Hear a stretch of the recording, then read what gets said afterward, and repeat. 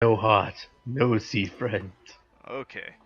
So, Torvald, you would just be stepping into the Manticore's tail, uh, and you're gonna see Lilly sitting there, uh, with you guys each having just completed your solo sessions. I'm looking slightly distressed. What is wrong with you? I had a rough night last night. Don't we all?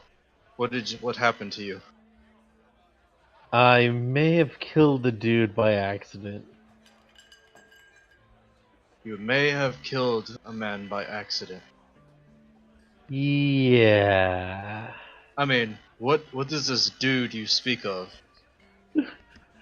I may have killed someone by accident. And it may What? have been one of the fasteners. Killed a fastener?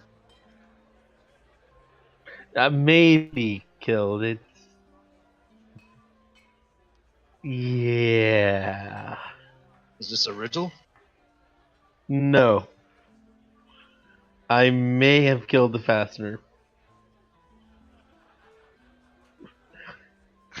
His body in a bush. I panicked. I have killed many men, and I'm sure you have as well.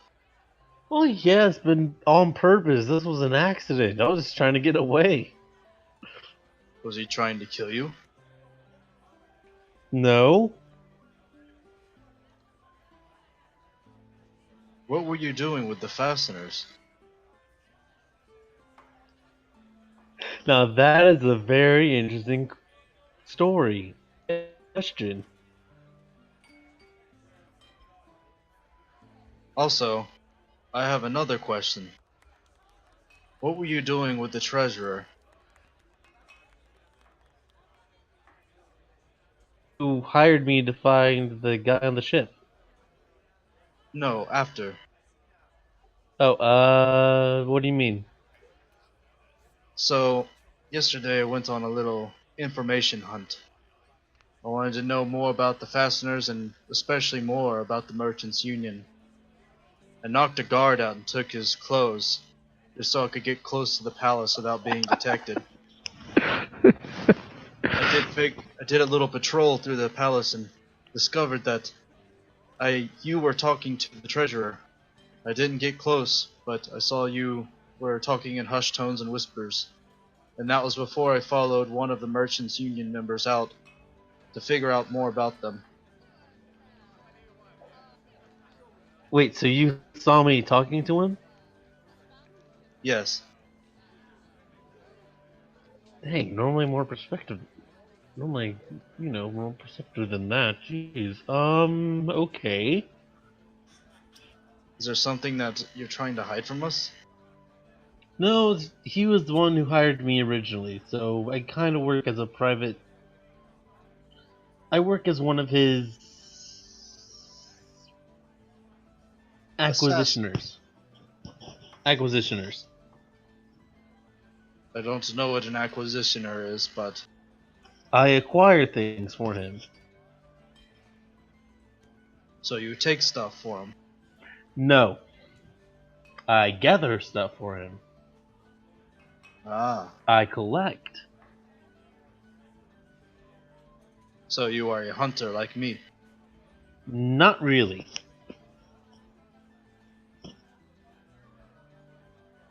What do you gather? Information mostly.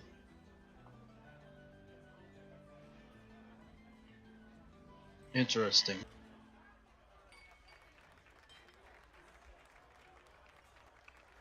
Uh, So, oh, so just so you know, Jacob, the scene he's referring to where he saw you guys was when the Duke was trying to debrief you and questioning you about the mission that you just went on. Yeah, That I was kind where of you figured. agreed to it. Yeah. I kind of figured. Oh, and just so you know, he had gotten a nat 20 on his perception check to spot that. Jesus heck. Otherwise, Oh, like, it dang. probably wouldn't have happened. Yeah, probably not. Jeez. So sorry, guys. Go on. What do you think about the treasurer? Meh. Meh. I mean, everyone has goals and ambitions. He's just trying to follow his. Right? What do you think those goals and ambitions are? Do you think he really cares about the people of the city? Or is he after his own blind, greedy interest? Meh. I don't really care all that much. He's paying me well, so. So you are cutthroat. What if the No, money I'm with not us really. is better than him? I'm sorry? What if you were guaranteed to make more money with us than you could ever make with him? I'd have to say prove it. And with that, I dump all my gold out from my inventory onto the table. Like, this And is me, only like 2 weeks of like 2 weeks worth. and me being the person that I am, like, I have, like, is that even a lot? I It's just look still at it good just for kind of like, someone. slightly, I look at it slightly quizzically. This is only 2 weeks worth of gold. Most things that are bought and sold in the town, it seems, in the city, it seems, is worth 5 and 10 gold. This is quite a lot for 2 weeks.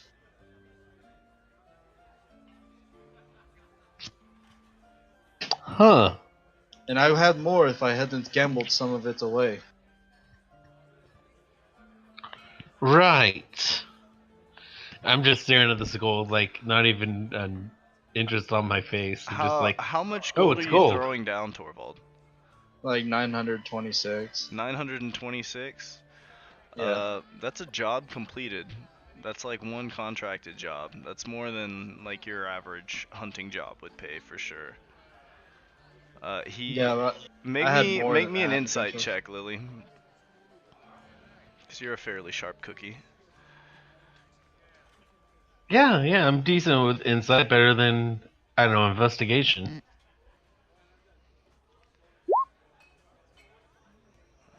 Sorry, let me check that.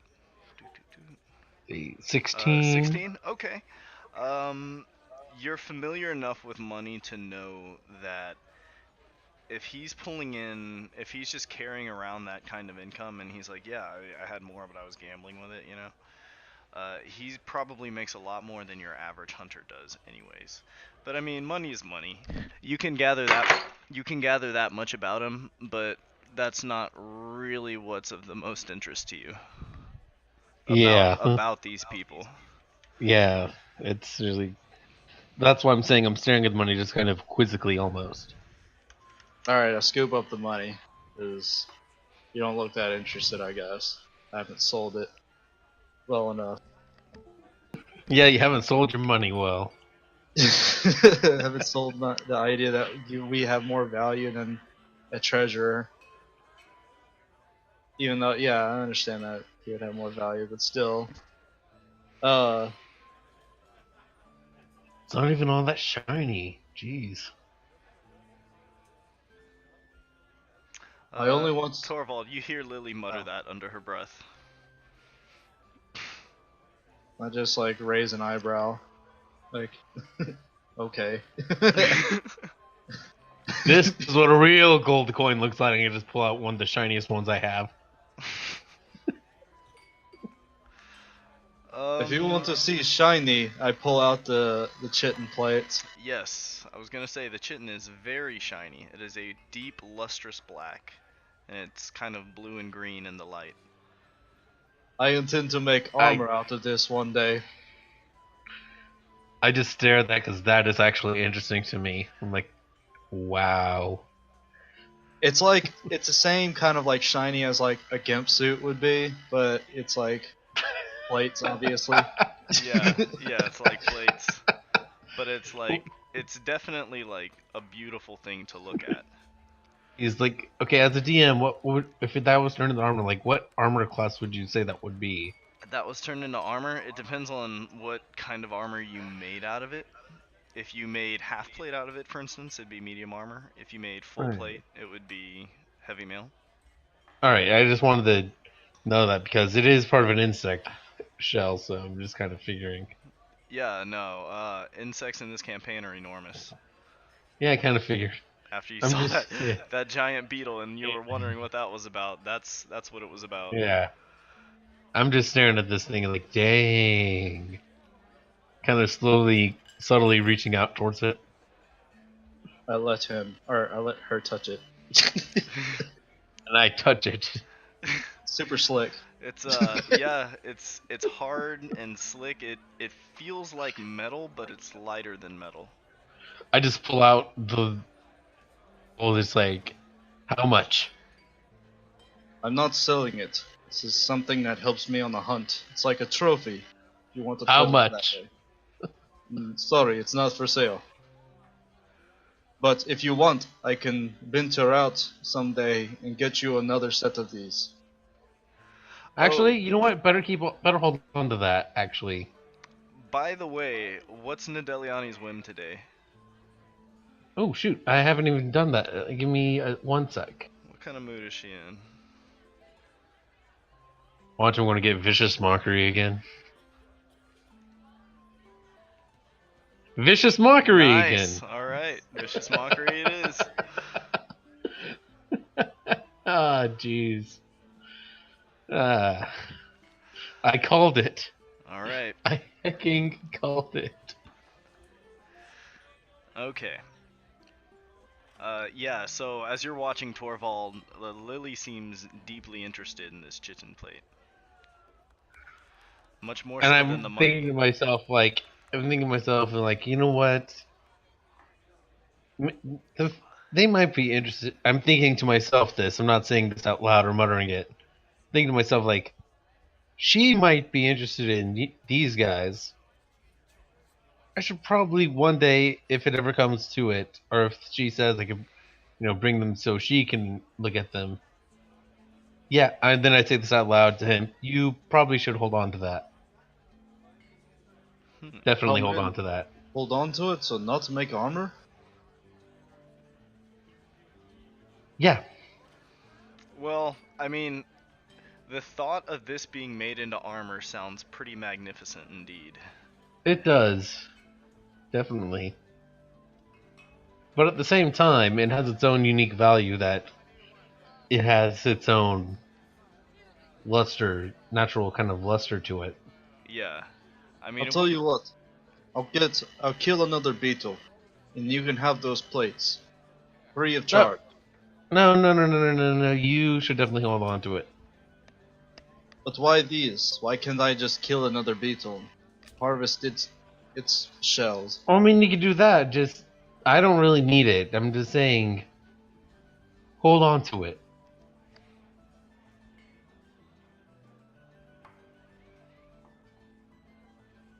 Well, technically, I can make the armor still and have one plate left, right? Or something like that. It depends on what you're making. I believe the half plate was going to use 4 plates. How much chitin do you have on you? Well, I have quite a lot. I got 12 plates. You have 12 plates? Yeah, you're fine. Because it's 2 beetles worth of chitin. Yeah, you have a shitload of chitin. He has a shitload of shitting. He does. He has a shitload.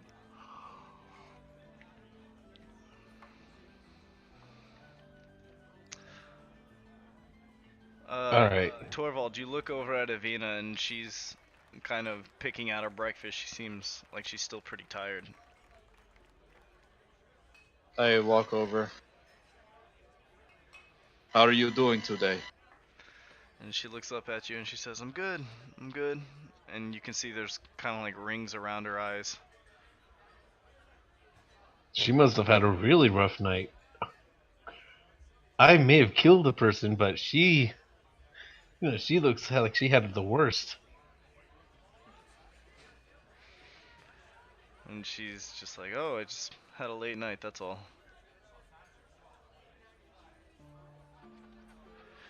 She looks back at you, Thorvald. She says, "Fishing." Late night fishing, huh? Yeah, just fishing. Reminds me of home. Can I like roll an insight? Yeah, go ahead. That'll be 14. Ooh, hang on. Do I have her stats in the journal?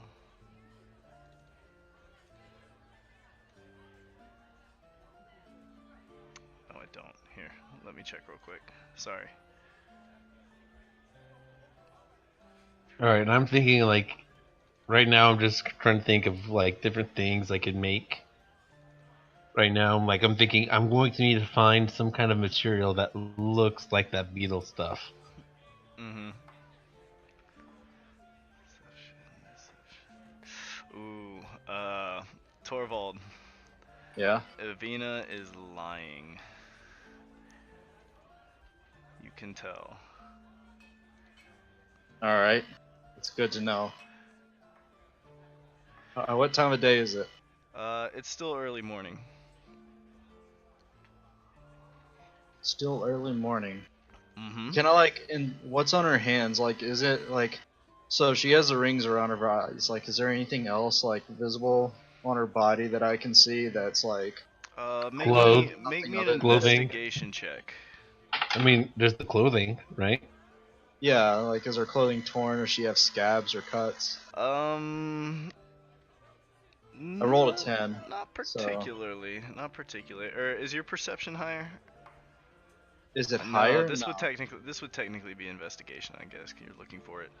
Yeah, but I rolled a 10. Like, A there's no 10. mods for it either. Yeah, just a flat 10. I mean, she just looks to be wearing her normal clothes. She doesn't have many of it, so it's the same like light leather armor. Hmm. She's a little sturdier than your average kid. She looks like a very small hunter. Maybe I should. Maybe I should follow her out one night or tonight. Quick question actually. Hmm. Do I sense anything off of her? You know, my special kind of check thing? Make an Arcana check. I'm inferring because I know I got it off of those two. So.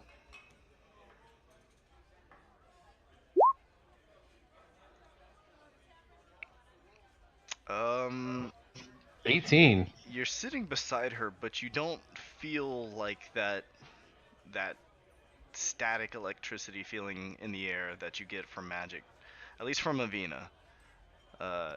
Yeah, I get it from Thorvald and Yeah, you Torvalds can if he you was can here. feel it when you're close to Thorvald or close to Trollis, uh, and it's definitely foreign magics that you get from them, but nothing from Evena. She just seems to be a mundane human. Oh, Hmm. also Lilly, I had an idea. We were supposed to do an investigation on ourselves from that fastener man. Uh, so in the stables, I have a severed gorilla head. I'll get into detail about that later. And I also You have killed your own gorilla? no. You can see him right here, dude. Why would you kill the gorilla? No, I didn't. I didn't kill him. So Where'd you get a gorilla head? about a week and a half ago, this was when I found Rorqual. There was a cave that Rorqual was wandering around about. It was the rest of his pack. These goblins had slaughtered them all, and that's when I rescued Rorqual and he became my companion. But I I'm returned just. to the cave yesterday, or 2 days before, and cut the head off of a corpse. Hold on. I just ears perk up at Goblin. It's question. Goblins are members of the Fae in this setting, right? Yeah, but they're like the meager. Everyone knows about goblins. Yeah, they're trash. Alright, but I'm like they're common in the human area too. Not terribly, no. So yeah, I'm definitely picking up on the whole goblin thing. Just like, wait, what? Yes, and I was also attacked by goblins when I returned to the site to get that gorilla head. I'm no, I. You saw goblins? I saw loads of them. So has trolls. Where exactly? North of Skadi, which is destroyed now. Just a quick refresher. You fought a troll too. Oh yeah, trolls. Yeah, yeah, that's right. That was whenever I was clearing out the gorilla cave. I don't Uh, think that we was ran into them in that clearing. I don't know. We could have. you I don't and remember. you and Rorkval killed the troll together, and the goblins were Yeah. there with the troll. Was there ones And a whenever troll? we Well, were he going hasn't said to this yet. This is just Oh. something that I'm reminding him of. Alright, yeah. whenever we went to Yordagard, we ran into goblins as well on the way. Was that because that's when we met that dude with the super mace that was like blowing holes into everything. Mm-hmm. Yeah. Whatever happened to that fucking guy? Like we last saw him in Yordagard and he just like ran off. Yeah, Like he just like tee. left after that. Uh. Yeah. Anyways, so I just keep explaining a character. We also encountered larger beasts. I don't know what trolls are. I don't think like as a hunter. I don't think I would know what trolls are. I You just know that don't, they're but you larger can beasts. you can describe it to him. The goblins rode these larger human beasts, great bulging muscles, and could pick up a horse and toss it yards away. Let me see if I Did can. it have a huge nose? Slightly, but it never talked. It only swung its weapon wildly, and it rarely obeyed the goblin's orders. I'm just kind of muttering to myself almost, just like. This is actually bad news for me. I mean, I know what they are, obviously. But hearing that they're like so close into like the human area, the human world, I'm just kind of. Yeah, that's what it looked like, Charles. Just as a reminder there. Oh yeah, they had horns. I'm hearing this and I'm thinking, trolls and goblins this far out, away from the fight wild. This is not good. Yeah, they're starting to roam, is what it sounds like. But what would drive them out? Yeah. Hmm. So this is something that is going on in my mind. Like I'm thinking to myself, I should probably bring these two and maybe the little girl to see my queen in person. Like I know it sounds like a bad idea in my head, but I'm just thinking it's probably better to introduce them if they can keep a secret. I'll be right back. Hold on one second. Well, foreign magic like this would be of interest to your queen, something she hasn't seen.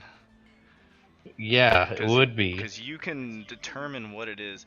The Alright, I'm back. difference kind of between detect magic and what you can do, I guess, is that you get like a vague staticky feeling, and detect magic is just like putting goggles on that highlight whatever's magical.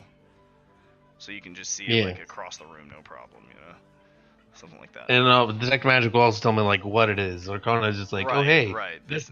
Yeah, you can say this is magical, and that's about it. Question: Is this gorilla magical? Yeah, technically. Yeah, it's the same magic that Thorvald's emitting. Neat. I have no idea what kind of magic it is. I just know it's magic. It's from an outside perspective. It's well, I don't know. Can I tell him how I got this magic? That's up to you. I found You a were hit druid with a that giant was- mace. I found a druid that was like dying in that goblin cave full of gorillas, and he like gave me the last of his power, which killed him basically. And so like it bonded me with the gorilla. So me as a player, that you pretty much were just Hal Jordan right there. Yeah, pretty much, or I don't know, like I'm dying, human. Take my power ring. Actually, that's actually kind of. Yeah. It's funny that you say that because that's actually part of like my original story was I found a ring that was imbued with somebody else's soul and gained their powers. So yeah, kind of a 2-for-1 there. So pretty much you just got Green Lanterned on the spot. Yeah, Yeah, Green from two Lantern. different That is people. amazing. Two different people. That is Yeah. amazing. That is amazing. Wow. But yeah, no. Like, Alright, let's continue on. if you were to look at my character's right hand, like on the ring finger, you would see like a weird, like discolored bulge around the finger, like underneath the skin. That's the actual ring that had fused to my bone, basically. Is that the hand holding the bag or the hand holding the stick? My right hand. So the one holding the stick. Yeah, the one holding the spear Yeah. in his picture. Yeah. Oh, yeah. So It's, basically, what happened was my guy, out of curiosity, put the ring on. It was like crusted with sand, dirt, and barnacles, being in a chest, like floating around the ocean. And he put it on, and all the stuff like crusted off, and then the ring just tightened like so much that the circulation was getting cut off. And then he woke up, and his skin had grown over the ring. Oh jeez, that sounds uncomfortable. But now he just like doesn't feel it. Like his his It's now finger's part of his functional, finger. Yeah. And then I guess when he dies, like when he dies, like the grave robber or whoever finds the skeleton can just like pull it off the bony hand, or like the skeleton hand. Yeah. Mm-hmm. Alright, so that's neat. Alright, let's continue on now. Oh yeah, so I was explaining like why I have a silver gorilla head, and I show him the beetle horn spear or the head. It's a broken it's like somebody broke a replica of my spear. This is of particular interest to you, Lily. It's a spear that seems to have been made from the horn of one of these beetles. Oh yeah, I see this. So I have two of these technically. One's broken and one's not. It's a Hercules beetle horn. I'm just staring at, and then you're showing me the broken one? Yeah. And I'm like, I think this is what I plan on doing. I will be posing as the fastener who found the remains of what looks to be the man and his gorilla. I'll show them the head, and then I'll show them the spear. And I'll say, all I found was the corpse of the gorilla and a broken spearhead. They'll assume that me and Thorvald are dead. I was just thinking we could say that you're hunters that from up north who came after some big fabled game down this way. True, but you think they'll search for a dead man? If you make it look suspicious enough, it might. They know you're strong enough to survive possibly anything, so Well, they don't know what killed me. It could have been bandits too many. eh.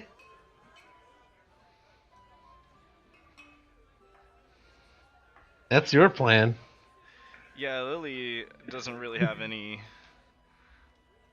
real I have- stake in this as much as you guys do. Yeah. She's just there for the ride after kind of discovering y'all. Oh wait, so she doesn't have to do a report on herself. No, well- I'm good. Well, she was there with you guys, and she spoke to Arlen as well. So like you guys have all been given the report, but in her case it was just because she was there at the same time. And he was like, "Oh hey, you don't have anything to do. Here, help these guys do this." Oh, Yeah. so But like, Also, but I mean, she's also, got nothing at stake. yeah. Also, I could easily change my face. Yeah. So that's the thing I could do. They don't know that so yet. really Though. we have to figure out how how the investigation patrols go. I could tell you how they patrol. No, trawls. Oh, Like- patrol list. Ian's Right. character. My bad. Oh, I thought you said patrol. Oh no. We just have Which to I can figure tell you, out, they like, do it randomly and they're interested by shiny objects.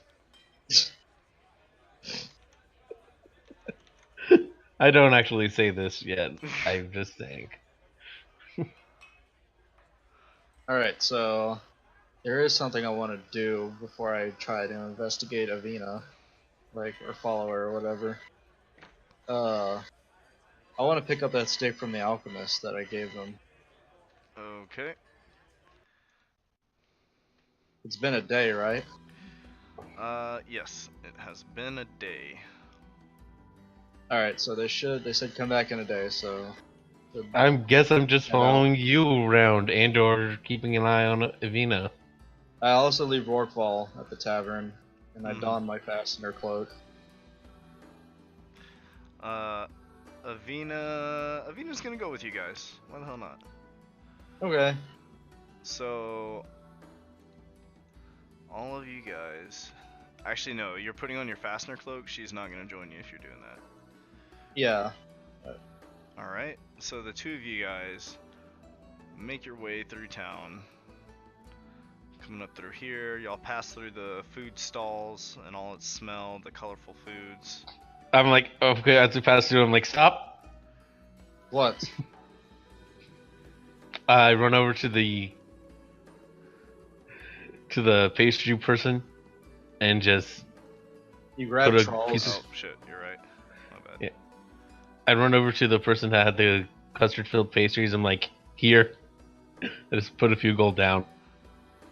Uh, she raises her eyebrows and she's like, "You want that many?" You gave me this many yesterday. Oh, and she's like, "Oh, it's you. I didn't recognize you." She gives you another uh, three trays of cream puffs. I believe it was like 18 cream puffs. Yeah. Yeah. Thorvald, you watch as Lilly purchases these. Uh, they're very like fancy, pretty-looking little pieces of bread with some kind of dust on top.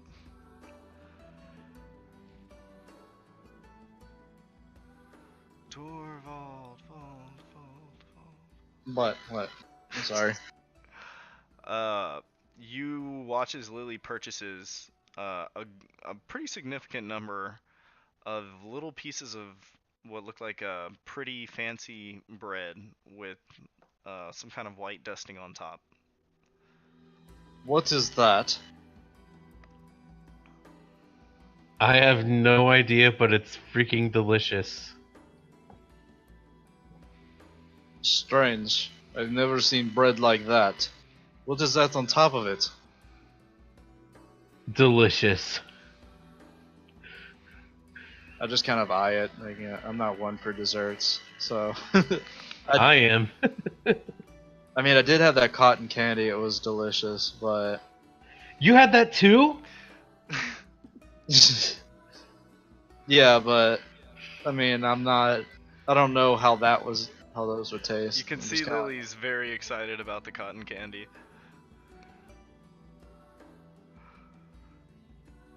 Meanwhile, I'm Like- just, as we're walking, I'm just stuffing my face with these donut things.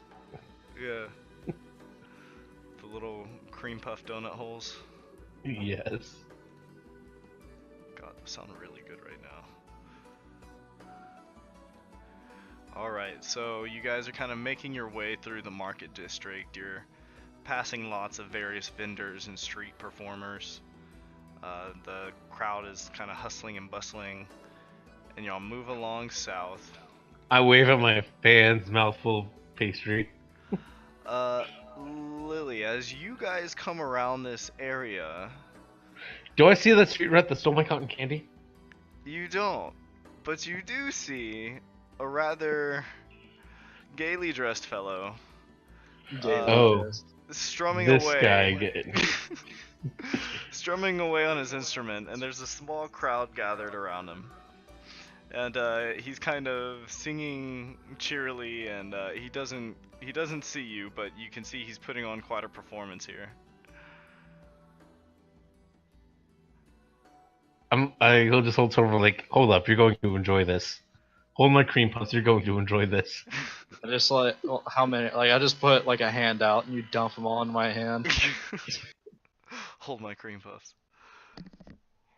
And as I get, I just kind of sneak forward, violin out, and just kind of slowly do Jaws music.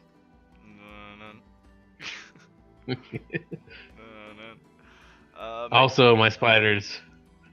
Oh, make it what? Performance or something? Check. Yeah. At advantage? No, this would just be a regular performance check.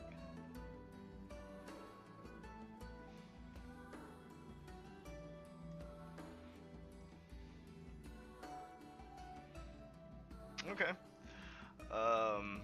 It's just loud. Oh, dang it. It's loud enough that it catches his attention, and he looks up as he's singing, and you see his eyebrows furrow a little bit as he's singing, but he keeps pace and doesn't miss a note in his song. He's sort of like strumming and dancing along as he plays and singing. I point the, no, I just kind of, as, like, the last note I play, like, the last note I play, just kind of fling the bow out, the little part on the violin, you actually have to move. Uh-huh. I fling that at him, and subsequently fling my familiar at him. So. Okay, so you're launching your familiar over towards the bard here? Yes. Make me a dexterity check.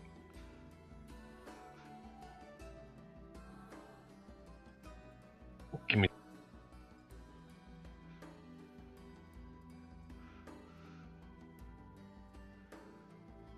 $14. 14. Okay. So it comes, it flies off, and this bard's kind of eyeing you as this happens, and the spider lands on his shoulder, but like he sees it instantly, and he's playing along. Let me see. Makes a concentration save. Rolls an at one. So he instantly he stops playing this music, and he goes, ah, ah, ah, ah! And he's wiping the spider off his shoulder, just completely freaked out. And the crowd starts to like kind of laugh, thinking maybe it's part of the performance or something. And I'm just going to get this out of the way right now, and hopefully it doesn't kill this guy. Just give him a minor headache. I just say, in common, no mercy for the musically ungifted. God. Okay. That's a wisdom save on his part. All right. No mercy for the musically ungifted. All right. How much damage does he take? No, it's what did he roll? He rolled a 2. Alright, luckily it's only a D4 damage, because Vicious Mockery. He takes 2. 2. You see his eyes well up with tears a little bit, and his face turns red as the crowd begins laughing at him. And they sort of like clap a little bit for you, and then they like walk away and disperse. I just put my hand on it over by his shoulder, let the spider crawl back onto me, and just like, nice seeing you again. Bye. Yeah, you get the feeling that he'll remember the pain of this day for many years to come. Jesus Christ. The mysterious bard will remember that. It's like Last of Us now. So wait. What did you do? Yesterday I did a showdown with him, which I won. And today was kind of like messing with his head a little bit more.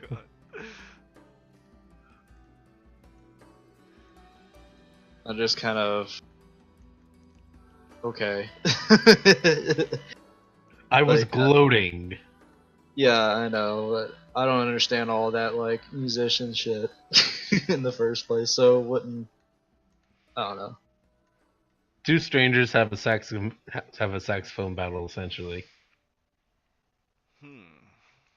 Dun, dun, dun, so, dun, as you dun, guys approach the Alchemist Guild, Thorvald, you enter, and a receptionist kind of squints his eyes at you and looks up and says, "Yes, hello, welcome in, welcome in. What can we do for you here?" I left an artifact with one of your head scientists. Ah, you were having something I'm just identified? Yes, it's an ancient wooden stick. I'm just kind of looking Ah, around. so you're the owner of the stick, are you? Yes.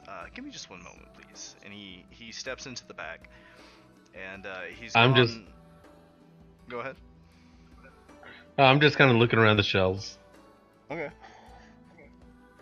He comes back after a few minutes with another man, and he's a taller, leaner man, and he kind of looks over at you, Torvald, and he says, you're the owner of the stick, I believe, or this wooden scepter, as we've taken to calling it." Yes, I am. Uh, yes, it's been quite an interesting specimen. If you would please come with me, I'd like to show you something. I And follow. he invites you as well, Lilly. All right, can I make a sleight of hand check really quickly? Yeah, sure, go for it.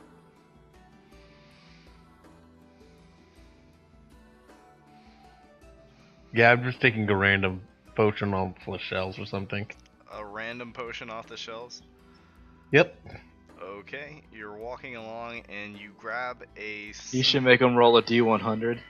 I'm joking. Yeah, you grab something off the shelf.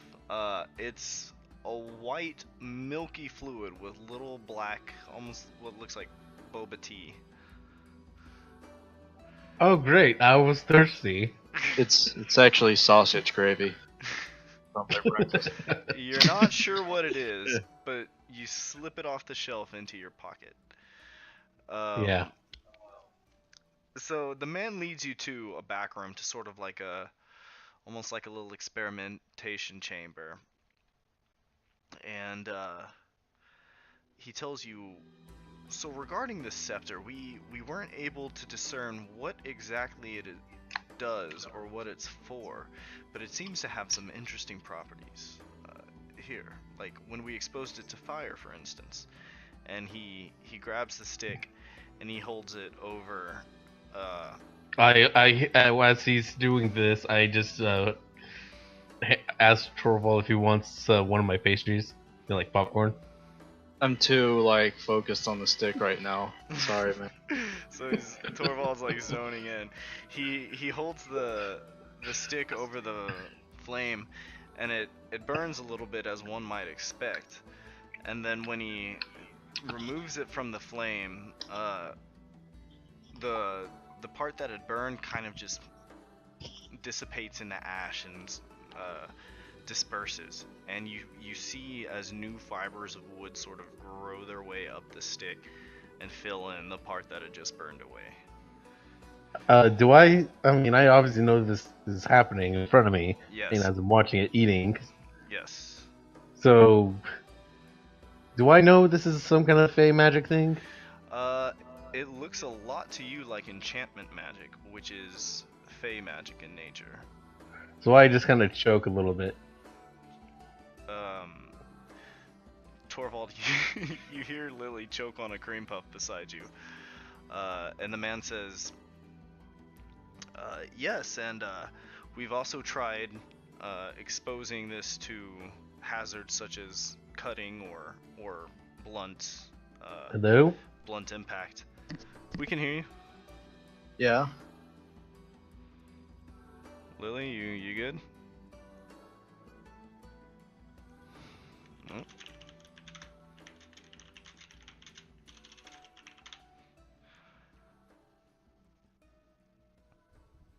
Lilly, you doing alright over there?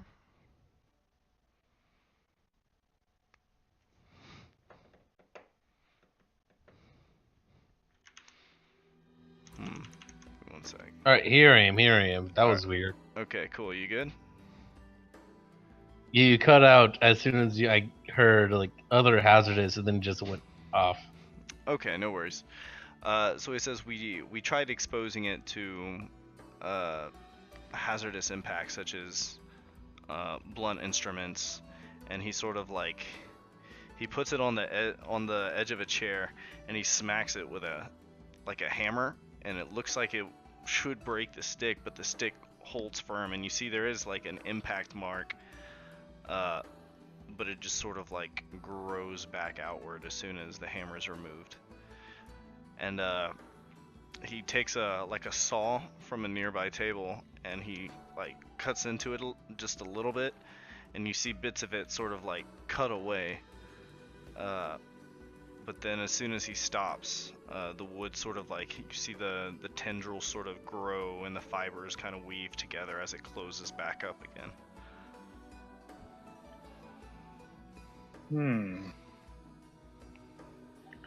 Is there any other experiments that you did on this that were peculiar?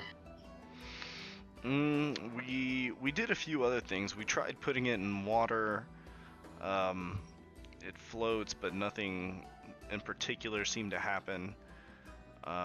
We tried looking at it up close, but from what we could gather, it seems to be made of regular wood. It's just that I'm just imagining them just kind of like holding it right up against their eyes. yeah, they're looking at it really closely, and they're like, it just seems to be made of a regular wood. For instance, and he reaches down and he picks up some of the shavings from where he had sawed, and he says, we examined these shavings here, and they act just like any other bit of wood. Alright. It's elm, in fact.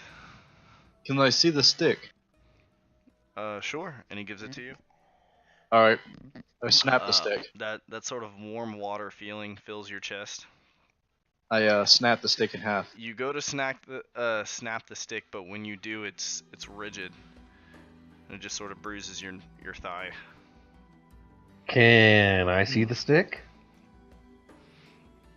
I reluctantly hand it to Lilly. Like, what are you going to do now? He gives it to you. Snapping it didn't work. It's like,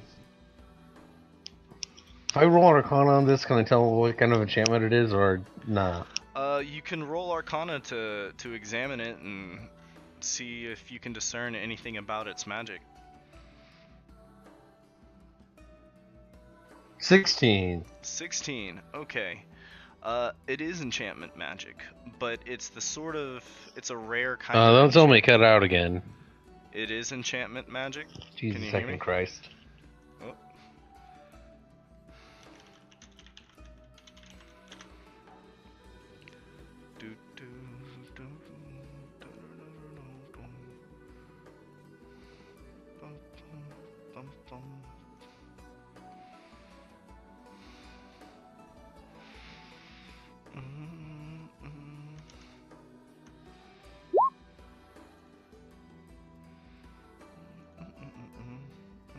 Oh wait, no, there it is. There it is now. Okay, cool.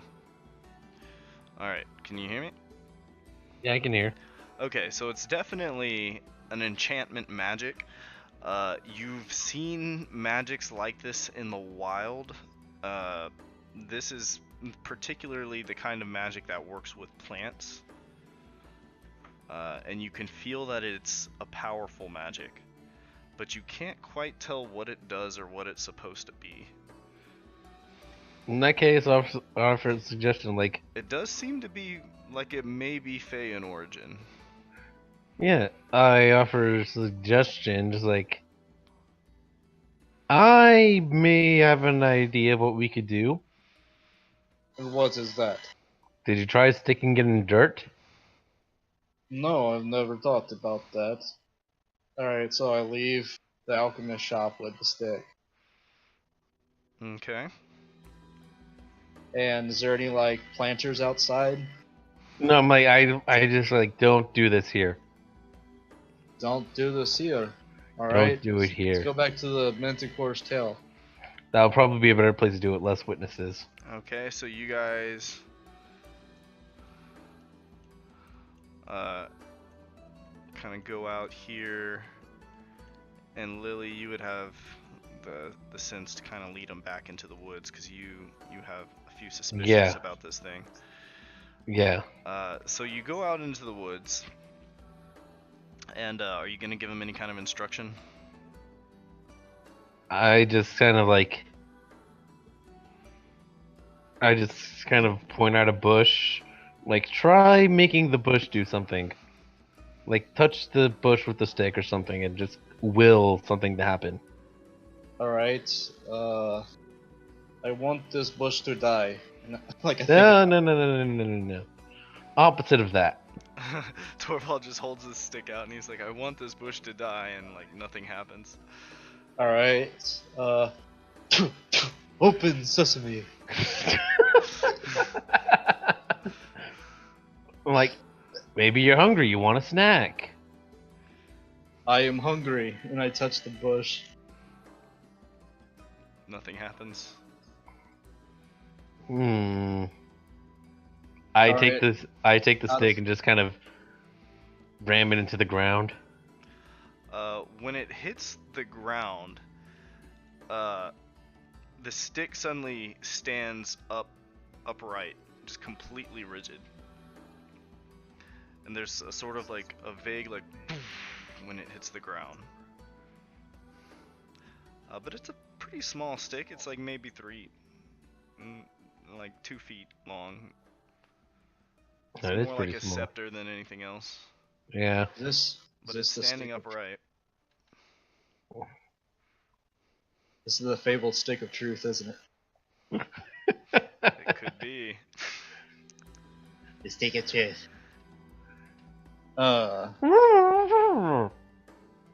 Princess King. Alright. If I could just beat up the princess, that would be so cool. So cool. I'd be so happy. So happy. What was his line? If I could say fucking shitballs on national television, I'd be so So happy. Alright, yeah, so- no, it's just standing up. Yeah. Can I just pull the stick out of the ground, or is it like rooted there now? When you go to pick it up, Thorvald, it easily stands upright, or it easily comes out of the ground. And looking at the impression it made in the dirt, it doesn't look like it pushed into the dirt at all. It's like it was barely touching the dirt. It's a wooden immovable rod. Whoa! I actually remember that from one of my other campaigns. but it's movable, so it's not really I an think, like, as immovable long as rod. it's touching Earth, it doesn't move. Like, unless I touch it or something. Hold on, I'll put it back in the ground and then ask Lilly to like try and pick it up. Okay. When you go and you place it to the ground again, it remains in place, like standing straight, upright. Yeah. I try moving it. You try knocking it to the side, picking it up. Nothing seems to budge it. Huh. It's a wooden. It's an immovable stick. I place it against the tree, against the trunk of a nearby tree, like horizontal. As soon as you put it there and let go, it clatters to the ground. So it's only dirt. Alright, is there any rocks or boulders You do nearby? notice that when it falls to the ground, it doesn't stand upright. So only when it's on its axis does it stand upright. Is there any boulders or rocks nearby? Sure. Doesn't take you long to find a boulder or a rock. Alright, I place it on the face of a rock, Okay. like on the top of a boulder, like down on its axis. You place it on a rock, and it sort of stands against the stone. So like, no, like, okay, so the top of a boulder, very top, Uh-huh. I place it standing upwards, like planting it in the ground similarly, but this is solid rock. Right. Does it like stand up straight? Yes, it stands up straight. Alright, I asked Lily to come over and try and pull it off the top of this rock.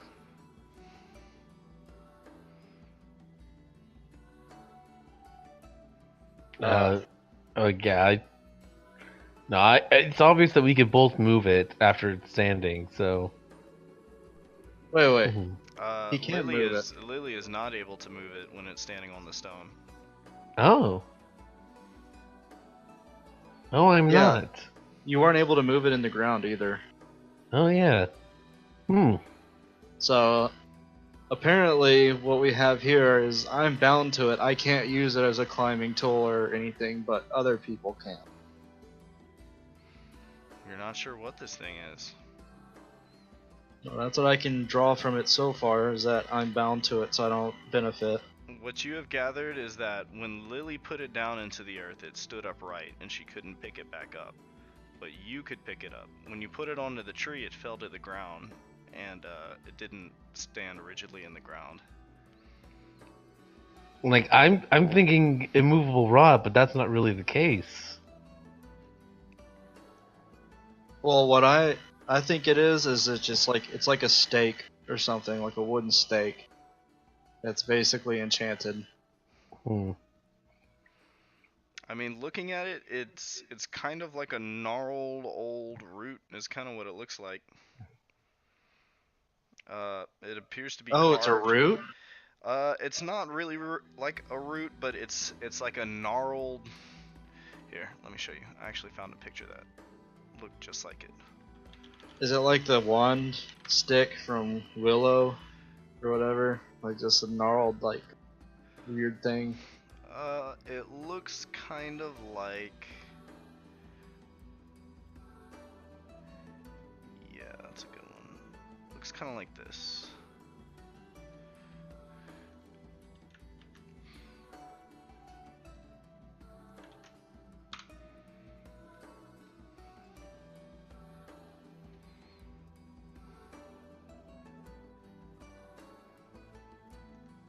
Open it up. Oh, Here, I'll put it in. that is indeed a shape. It looks like a ancient dildo, dude. Yeah, that's what I was pretty much. It doesn't seem to be an ancient dildo. Well, this definitely has the head of a pecker and nuts with the Chinese symbol on it. That's not what that is. But that's a stick.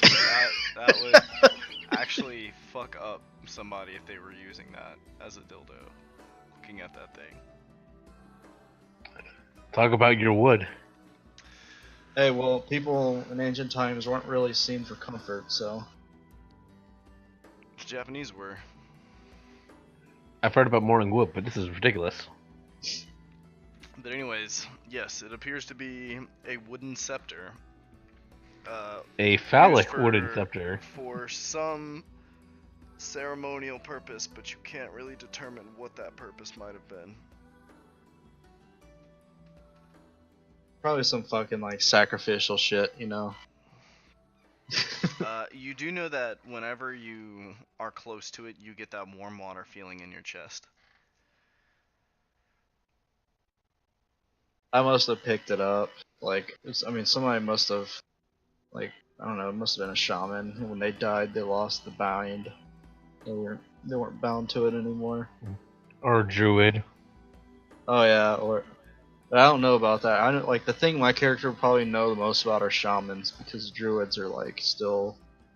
I don't know. Did that guy tell me that he was a druid? The guy who gave me his, like, power. No, but he was dressed in the way that you had heard, like, shamans or druids would dress. Like, you have never really met a shaman or a druid, but you know of them. They're just like the hermits of the wild. They wear, like, you know, wild things. So, like, yeah, when you met this guy, he had, like, vines all over him, and that pretty squarely fits the description of what Lilly just suggested.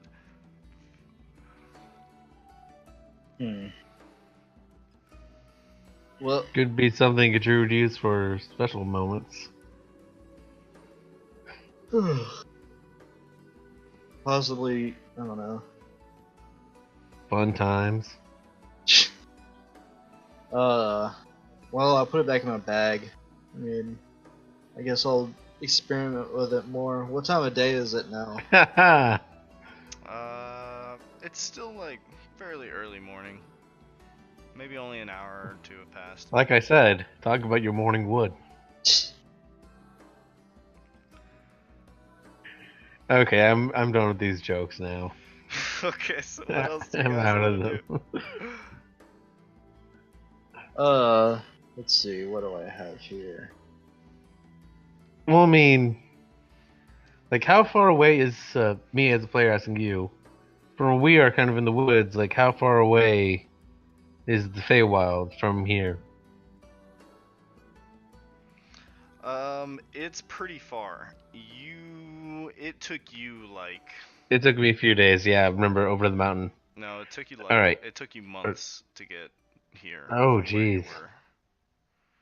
Yeah, you Then I made a have journey to time this to. place. Then I have time to prepare something in case I have to bring those guys with me. Alright. Yeah, it would be a journey to get back to where you came from. Oh, I'd like to go hunting to get the leather needed for those things. Okay. Are you guys gonna go hunting together? I don't know, Lily, do you want to go? I mean, Lily, do you want to go hunting with me? I just shrug my shoulders, like, sure. Okay. All right. Uh, Actually, I don't know. What's Evena doing? you can go find her. Last you saw her, she was in this field. I'll just leave her to her things. Okay. And I do get Rorqual to come with me, though. Okay. So I assume you switch out of your fastener cloak. Yeah. Okay. Rorkvold. That's what I'm imagining you're doing. You Just like, kind of No, yodeling. you into the actually mouth. see my eyes glow, and then Rorqual comes out of the stables. yeah, Rorkwall just comes along wordlessly. He's kind I'm of just going, the fuck was that? looking at Lilly, kind of wondering who this new person is. I'm just wondering, like, the fuck was up with your eyes? All right, both you guys roll me a survival check. Me? Okay. Mhm. It's gonna be pretty high. Let's see. This is the hunting check. Alright, that will be 23. A 23. Okay, yeah. That yields bountiful meat. Go ahead and roll 44. And that is how much uncooked meat you get. What about furs stuff? Hmm? What about furs? Yeah. If you can get that much meat, then it's assumed you're gonna be able to find some furs. I'm already capped on meat, by the way. I critted that at 22. You critted what? I'm sorry. I crit the survival check. Oh, nice. Okay. Well, It's you 22, but it's a also crit. get to roll 44, and if you like, you can cook some meat as well. Yeah, I'm gonna cook I mean, meat. you guys and are out then, of combat right now, so you guys can pretty easily cook meat. Y'all don't have to worry too much about that. Yeah, I'm gonna cook like the meat I have and then store the rest of it. I Okay. got like 12 of them, It's but a DC 12 medicine check for each attempt. And so if you're already capped on meat, you're at 10, so at most you can make 5, but you guys are out of combat, so go ahead and roll all of them if you like. oh, okay. So why not? I got I'll just 8. Fucking 8. Okay, you have 8 uncooked meat, and if you like, you can make medicine checks, or you can cook it and then make medicine checks to convert cooked meat into potions. Alright, let's do this. Nah, I'm good. Fail. 1, 2, fail. Fail. 3. I just give the meat to the gorilla. Fail. Nice. He just chows it down. You can see he's pretty happy. Fail. Fail. God damn it. I'm burning all my shit. So I came out with 7 cooked meat out of the 21 raw meat that I had collected. Oh, cooking is Isn't that- automatic. The medicine check is just to convert cooked meat to potions. Oh. In that case, I have 21 cooked meat then. And then I guess I'll just... Well, what's the cap on potions? You can have 10 of each meat at a time, and the cap on potions is 5 on your belt, and then the rest can go in your bag, and it takes an action to pull them out. Okay, so what I'm gonna do is I'm just gonna like cap everything off. I'm not gonna cook the last 10. Okay. So I have 10, 10, 10. Alright, you have 10 potions? Yeah. Very nice. You are all set. And Lilly, you just have 8 uncooked meat? And you just gave it all to Rorqual, or you just gave him one piece? I gave him one piece. Okay, so you still have 7 uncooked meat. Workwall is pleased. Yeah. Off. Rorqual happily chomps down on this fresh meat. I'm just staring at like, what do I do? You're asking me that? No, I'm staring at the meat like, what now? I noticed that This isn't really my. you don't eat the meat. I don't do you? normally eat a lot of meat. Normally, You're one of those plant eater types. not really. It's just this is different. Yes, many probably see this as barbaric, but that is where I come from. Nothing but fish and game. Okay, see, fish I understand. Meat, not so much. All the creatures are salvageable in this world. Why not? Is your gorilla salvageable? I'd prefer not to talk about that. Then why'd you kill your gorilla and carry his head around? I didn't kill my gorilla. I found the body of one that had been killed by goblins. In a way, I am saving Rorqual. Alright. So I guess I attempt to cook the rest of the 7 meat. Sure. You can cook up to 5 per short rest. But it's an automatic thing. How many pelts do I get from this for leather? Make me a leather working check. I'm not Leather working proficient. tools. We'll go ahead and just say it's a strength check. Oh, no, in this that would case, be that's wisdom. This would be wisdom because it's a survival sort of thing. Ew. Actually, I have decent wisdom. 16. 16? Okay, yeah.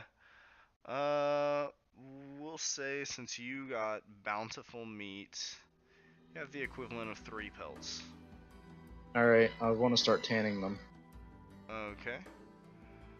So you start preparing that. That'll be ready for you in a couple of days.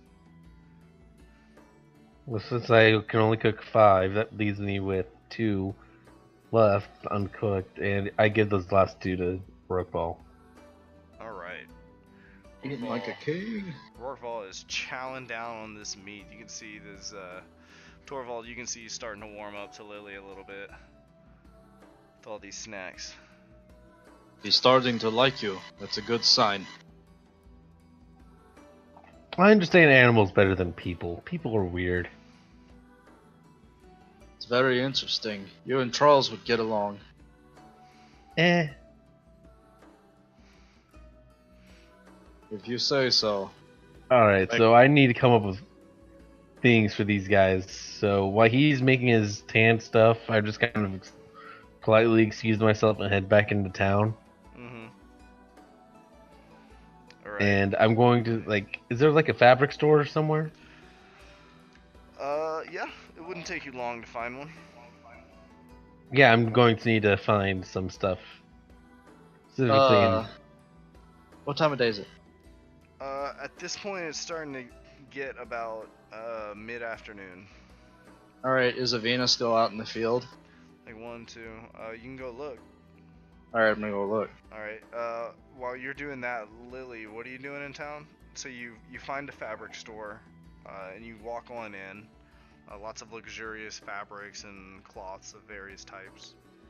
Someone says, "Oh, hello there. What can we do for you?" I'm looking for costume supplies.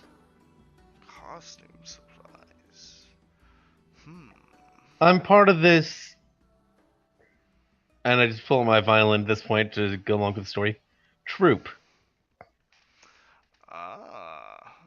Well, if you're looking for vibrant colors, we have them over here. And she sort of leads you to the side and shows you lots of different cloths, you know, bright purples and bright oranges and greens, that sort of thing. And I'm half tempted just to pick out like the closest thing I can find to hot pink just for Thorvald's costume. And she says, "Oh, I love it, darling. I love it. Beautiful color." Base. So yeah, I pick out like. Actually, no. I think to myself, got any more darker? We do kind of like those kind of darker, moodier songs. How about some of these over here? And she leads you to like some deep blues and like dark, sultry purples and magentas. Oh yeah. And I also pick out some black because obviously. Mm-hmm. And, like I just pick out like the. Does he have anything like shiny, lustrous black? A shiny, lustrous black. She's kind of thinking for a moment. Or anything like sheer, shiny, and almost see-through? Almost see-through, no, but we do have this, and she kind of brings you over and she shows you the sort of like satin you would see on like a tuxedo, like that shiny, vibrant black. Yes, I'm going to need that. It's not very see-through though.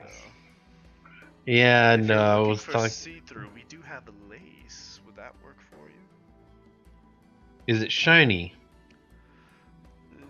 Not particularly, no. I was kind of inspired by beetle wings. I just kind of like want that kind of glimmering kind of color to it. She says, "We may have here. Follow me," and she leads you to the back. And there is a dress, and it's got kind of this iridescent quality to like It's for a the guy. lower parts of the dress. She's like, "Well, this is the only fabric I have, I'm afraid, that fits that sort of translucent description you're talking about." I'm just thinking, Oh well, I'll think of something. Sure. If you can't find what you're looking for here, you can always try the Performers Guild. They may have something for you. Or the Tailors Guild, for that matter. Alright, I pick out like those darker, moodier colors, the lustrous satin black, and some bright orange, actually. Okay, so you buy a bunch of cloth. That'll probably run you about 7 gold. You're getting like big bolts of cloth, so you actually have like a pretty significant amount of cloth. With the amount that you've gotten, you could probably make a few outfits. That's kind of the point. Okay.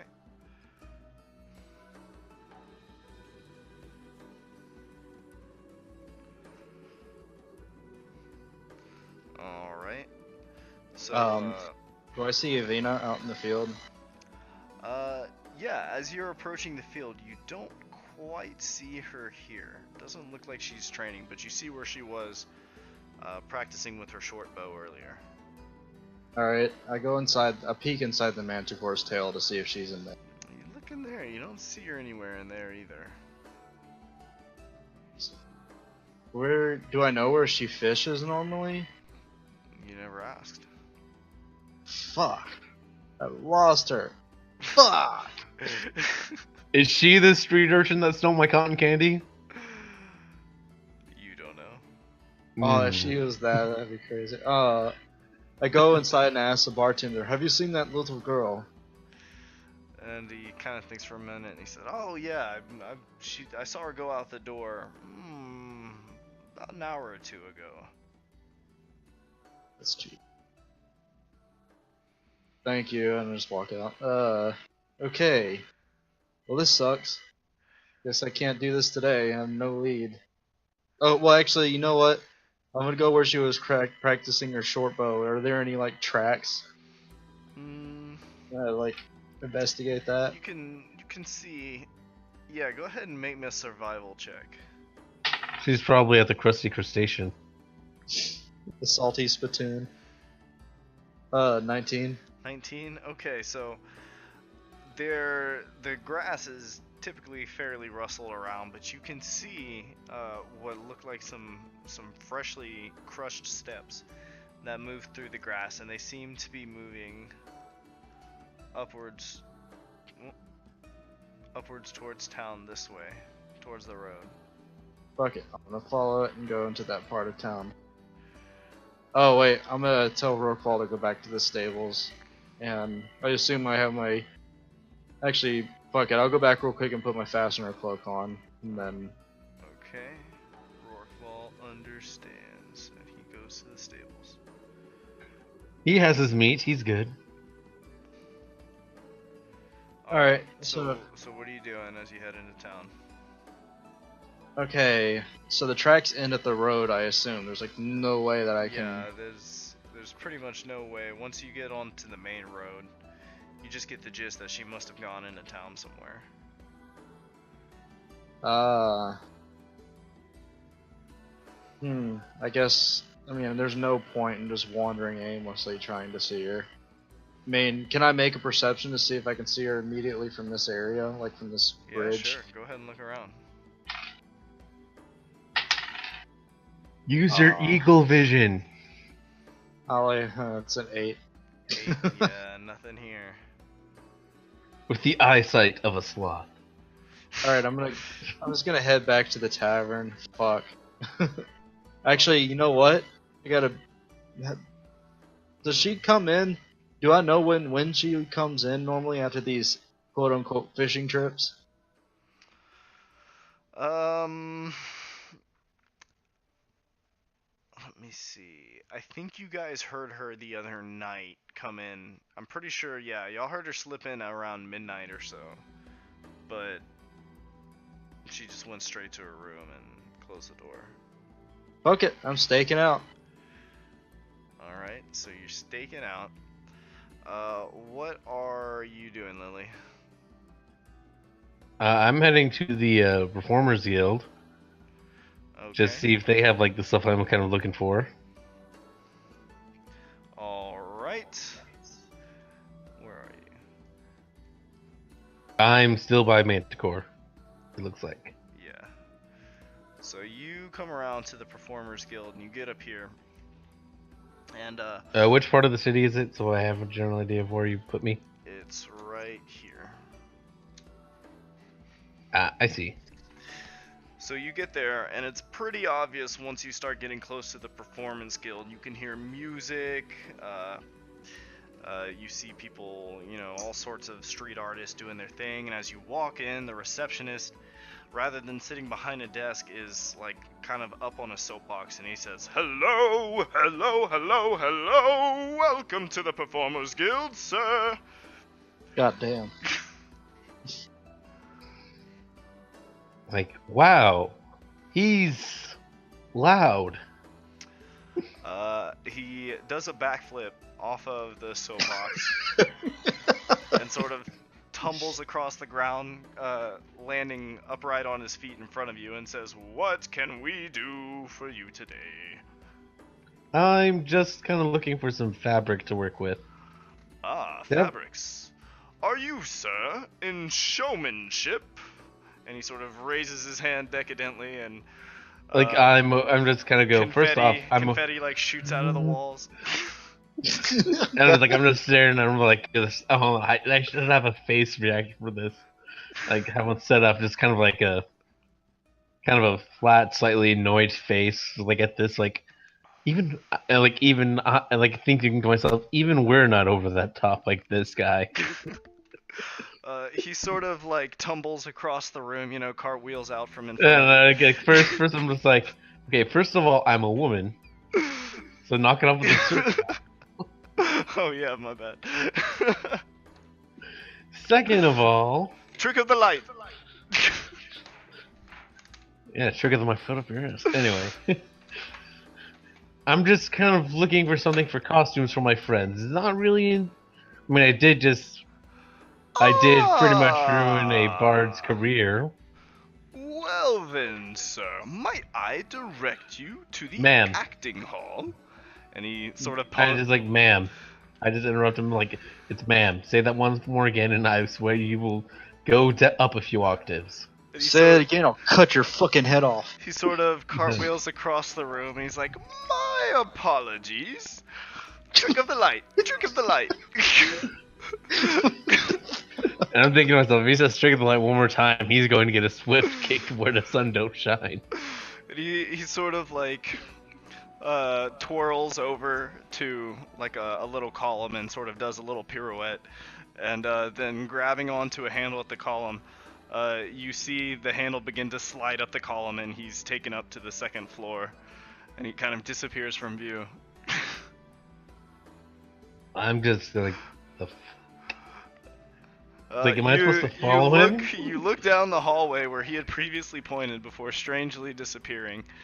And, I'm like, am I supposed to follow him or something? And you do hear voices down the hallway where he had indicated. So. Right.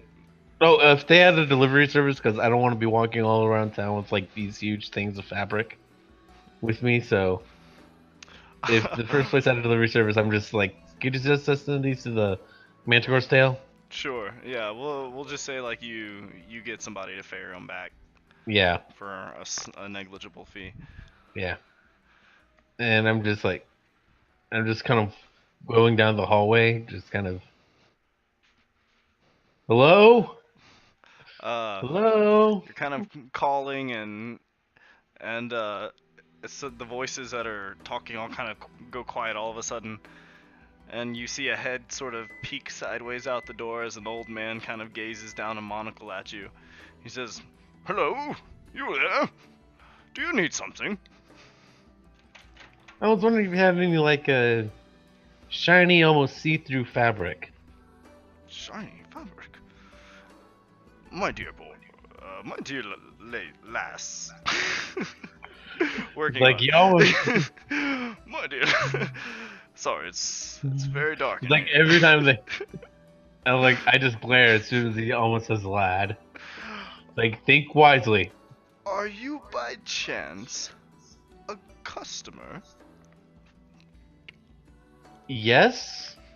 You see his head kind of disappear behind the wall, and in the distance you hear, "Stations! Stations, everyone! We have a customer!"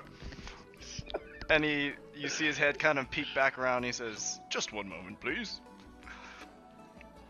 You sort of wait there for like a minute as you hear shuffling and bustling in the other room. And then, when you come back, I'm just thinking to myself, oh, Nidalani, no. he sticks his head back around the corner and he says, "Okay, we're ready."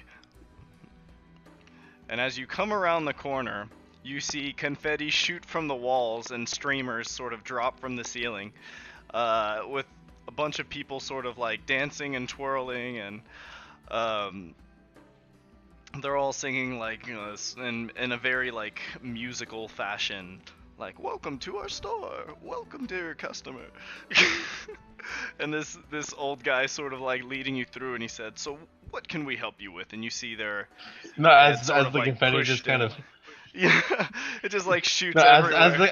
As the confetti just kind of pops out, I instinctively just press hesitation, just kind of like small sparks, like it's like a reflex almost.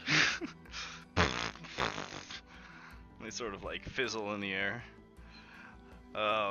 It's far too chaotic, really, for anybody to take much note, and the old man's just sort of like pushing you along as he leads you down the hallway, and the performers I just wanted fabric to where the disguises are for the performing arts. Everybody's going all out with this. You can tell they've probably been practicing this for a while. It's like, do they not get that many customers? We value each and every one. Jesus. So he leads you to a variety of fabrics. Several of them have that kind of translucent quality that you've described. Oh, all right. I can work with these. Like, how much for this? So I just point to like the one that has a kind of shimmer I'm looking for. Well, it depends. What would you like made out of it? Oh, I can make it. I could do that part myself. I just want this. just want the cloth? You're not here to commission anything? I make my own clothes. There's a heavy pause.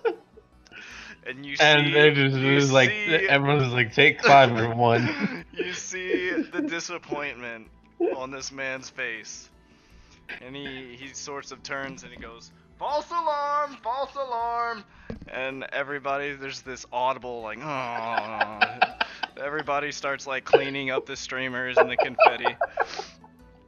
My God. And he's like, if you want the fabric, that'll just be 3 gold. Oh, okay. And I just hand him 3 gold, just kind of walk my way out. He kind of grumbles as he accepts it, and he hands over like just a bolt of raw iridescent fabric. This is ridiculous. He said the magic words. I'm just thinking to myself, I just send Thorvald here, just say, trust me, you want to go to this place, say you're a customer.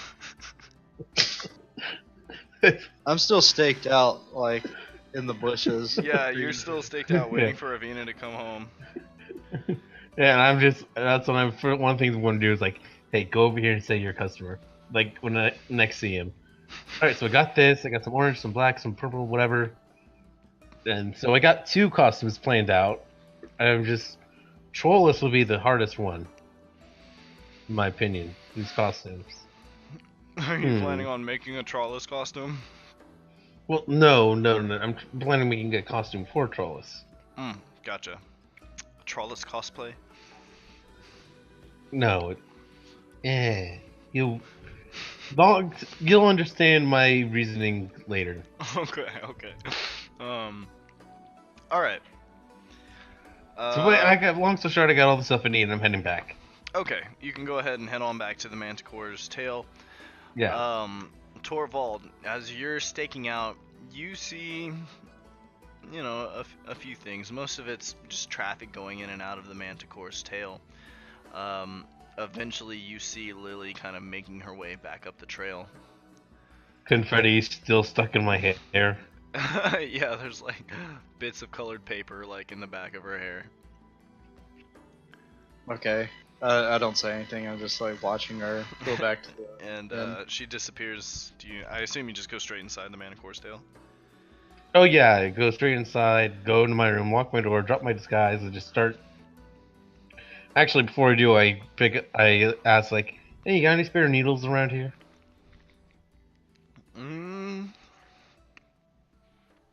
Sure. Let's see if we can find something for you. And the tavern keeper's just kind of digging around.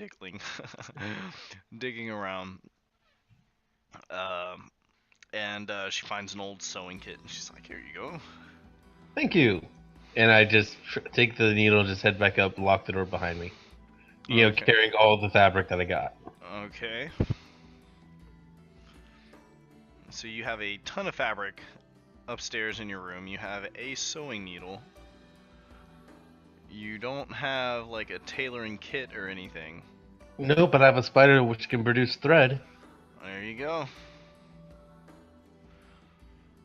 Which is something member of the Fae would totally do, by the way. Yeah. Are you proficient with Absolutely not. with tailoring tools or something like that? I am not at all. We'll say since you have a needle and a way to produce thread, you can go ahead and try this at disadvantage since you don't have proper tailoring tools. Okay. First costume I'm going to make is kind of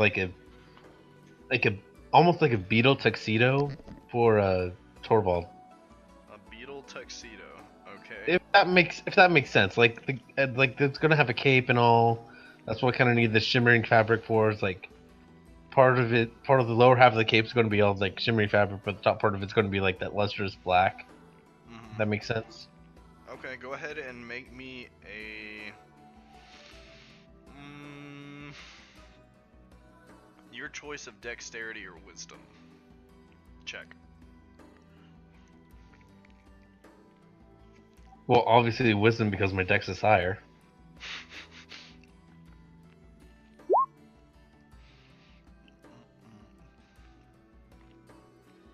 Both sort of At blend this. disadvantage, you said? A disadvantage. So a 7? Yeah. Okay. Dang it. So you get started, but you kind of get the feeling that it's gonna take you a while to get through this. Oh, definitely. But you have begun your beetle outfit, your beetle tuxedo. Yeah. Okay. Long story short, if we ever get to the part where we go to the Fae, I'm making them costumes to make them blend in more. If that makes sense. Okay. Okay. Interesting. All right, Torvald, what are you up to? You still keeping an eye out? You've seen various things, messengers, um, you know, city guard, hunters. No sign of Evena. What time is it? Or like, is the sun down? Starting to get late afternoon. Sundown will be like in a couple hours. Well, we didn't get back till midnight last time, so I guess I'll just take in a long or a short rest or whatever. Okay. You're just kind of staking out? Yep. Okay. Around midnight or so, you see Evena start to make her way up this trail.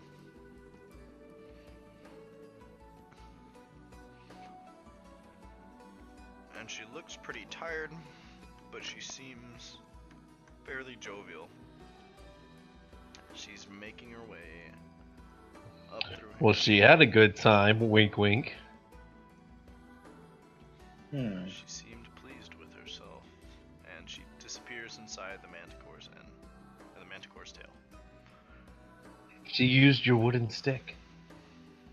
Jesus Christ. She's like 8 years old or something. Or no, she's 12. I'm Still, joking. she's fucking 12 years old. I'm joking. How old is she? I wrote it down in here. She's probably 12, yeah, isn't she's she? 12 years old, yeah.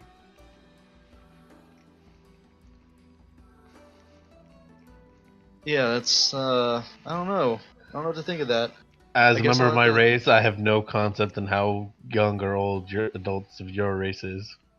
Yeah, so this 12-year-old has been sneaking out, or disappearing, and then coming back in at night, at around midnight. I'm just gonna, like, enter the stables and go to sleep. Okay. Okay. I'll try again tomorrow. I'll stake out the whole day and wait for her. Okay. So the next day,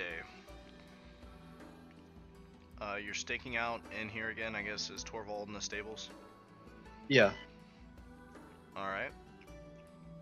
Like, I made it seem to Evena, though, that I was, like, going back into town, and I left Rorqual.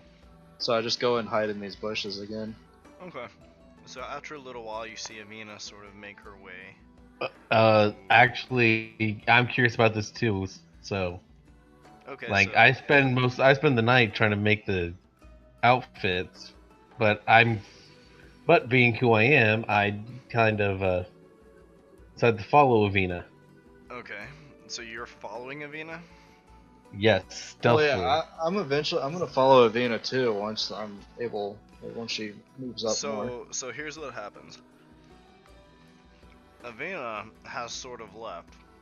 Lilly, you're curious on your own, independently of why this person's been coming in and out and where she goes. Oh yeah. So she's gonna start leaving. Make me a stealth check as you follow her down the road. Me or Lilly. well, I'm 22. I'll follow her too. 22. So are you following a ways behind Lilly? Yeah. Okay. So Evena does not see you at all, but Thorvald, you can see pretty clearly. I'm following within 100 feet of her. Lilly is tailing Evena. 100 feet behind her, essentially. Yeah, I start following too. Like I'll Well, walk. I'm gonna roll stealth first. 18 stealth. Okay. Where are you in relation to these other two? I'm in the bushes, and I'm kind of like sneaking out of the bushes towards Lilly. Are you gonna make your presence known to Lilly? Yeah. Okay, so there's no need to roll for that. Well, I rolled it for Evena, not for Lilly. Right, right. I'm just imagining Okay. us in trench coats.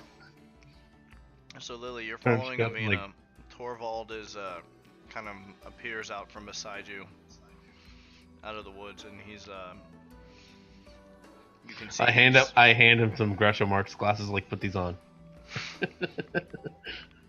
I just like look at what he hands me and just hands it back. Like I don't know what this shit is. I've never seen that in my life.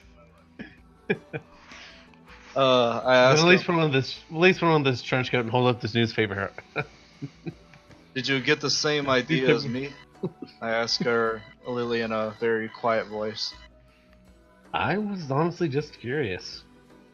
I mean, want to there's know easier where ways for she me to is do going this, at but night. yeah, I mean, there's easier ways for me to do this. But you know, I want to see it through my own eyes. The same here. I just want to know she's not in any danger. Okay. She probably is. Girl her age, whatever that age may be.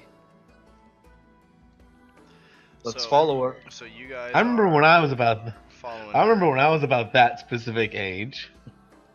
And I'm just saying this like that. I remember when I was that specific age, whatever age it is. Whatever age the child is. We all got into trouble as children, but I don't think to this degree that it might be. So you guys are tailing her. You're a good ways back, and y'all follow her through To the Salting town, Spittoon. up this Oh god, she's going straight to the tits! straight to the tits of Uptown. My god, no!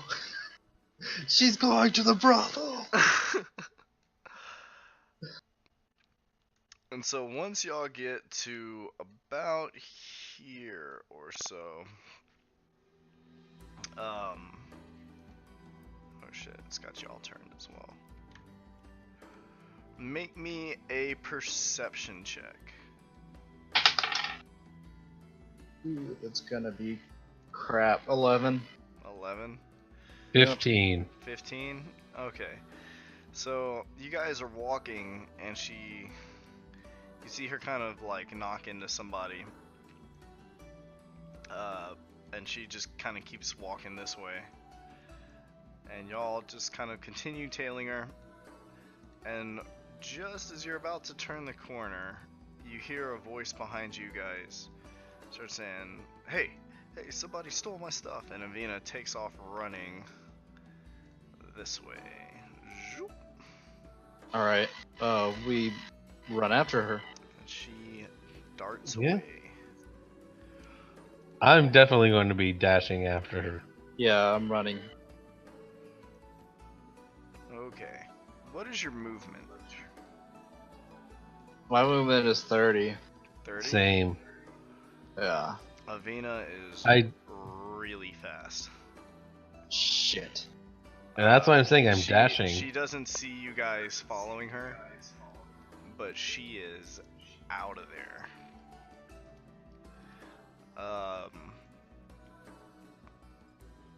She's headed to the And tits. she disappears somewhere in the tits of Uptown. Fuck. Alright, I start like... Okay, do I see her on the streets anywhere? Make me a perception check. 13. 13? Don't see her. Alright, can I peer into any of these buildings? I got Can I 22 peek perception. in? Oh, there's Lily's perception. Lily, Yeah. you, as you're coming around this corner, you see her just disappearing into the gambler's den over this way. Huh. I would have guessed Fox is dead myself, but that's just me. Yeah. Alright. Well, she's a kid. She Alright, goes so Yeah. first in. okay, so I'm gonna Yeah, I'm gonna definitely follow too. peek I in. go. I follow him by leading the way. Okay. Oh, all right. You follow him I by follow from the leading the front. way. I follow him from the front. Hey, if you can leave from behind, you can follow from the front. Oh, Okay, so what? you both Take enter a the peek in. bar, or what? I'll take a peek in it to like see what she's doing. So you take a peek into the bar, and you're sort of gazing around. It's kind of shadowy and smoky as typical, and you see Evena kind of sitting off in the corner with a hood over her head, and she's got a mug of ale in front of her. What the fuck? Oh, I love this kid. What the fuck? She like She's, fucking Sealer Dag now? Like what the fuck? She's just hanging out, doing her own thing. Doesn't really notice you guys peeking in. Ooh. Alright, so I'm gonna slip in. I'm gonna like fucking just like walk in. I have my fastener cloak on, right? I pull him aside. I pull him aside. Just like, I have a better idea. What is your idea? Let me go in there. Okay. So I just like do what you want. I have to think about this. All right. And then I kick down the door. Wait, what? So there's a as you kick the door open, and this little 5'4" human woman steps in, or however tall you are. Probably still small. Yeah. I just pretty much hold the bag. Goes like, who wants to play? What do you hold up a bag of gold? I hold up my gold. Yes. Uh, It's called Gambler's Den, right? mm-hmm. Do you look like yourself? I look like Lilly. You look like Lilly? Yeah. Okay, as you She's do gonna this, recognize you. Avena's, she kind of peeks up, and then, like, you see her pull her hood down, like, low over her face. And she, like, sips her beer.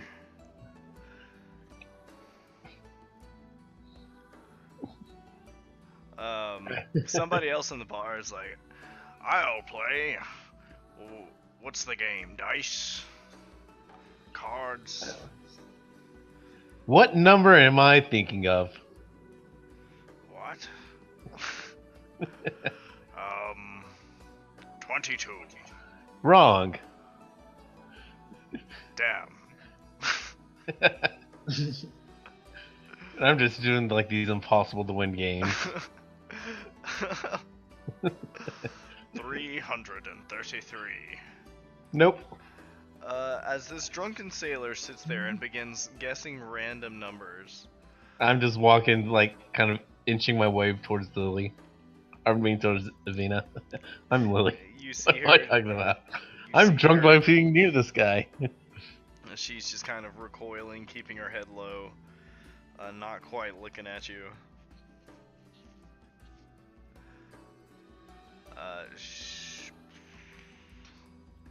So Once I get close, you're once just I get like, close are you enough, walking directly up to her, or are you sort of? I'm just kind of like making it look like I'm just kind of making my way to the bar itself.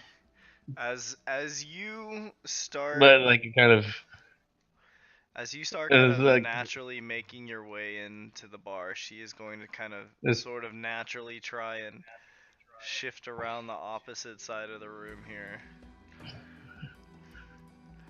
as soon as I get like close enough that I can just kind of grab her, just like grab her shoulder and like in a not really threatening way, but it's kind of like I'm here for you kind of way. Uh-huh. It's like it's like, oh, you got it. Here's the gold. Go buy yourself some more booze. As you say this, as she, As I get close to her, I tell this to the guy. Hey, you got it. You win 1 gold. Go buy yourself more booze. And you hear a sort of low, muffled, like, thanks. And, without looking up at you, like an open palm just sort of holds a hand out to receive the gold. I just plop a gold in there.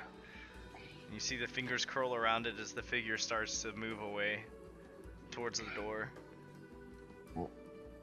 And I'm just holding on to Evena. It's like, hey there, wait up. Make me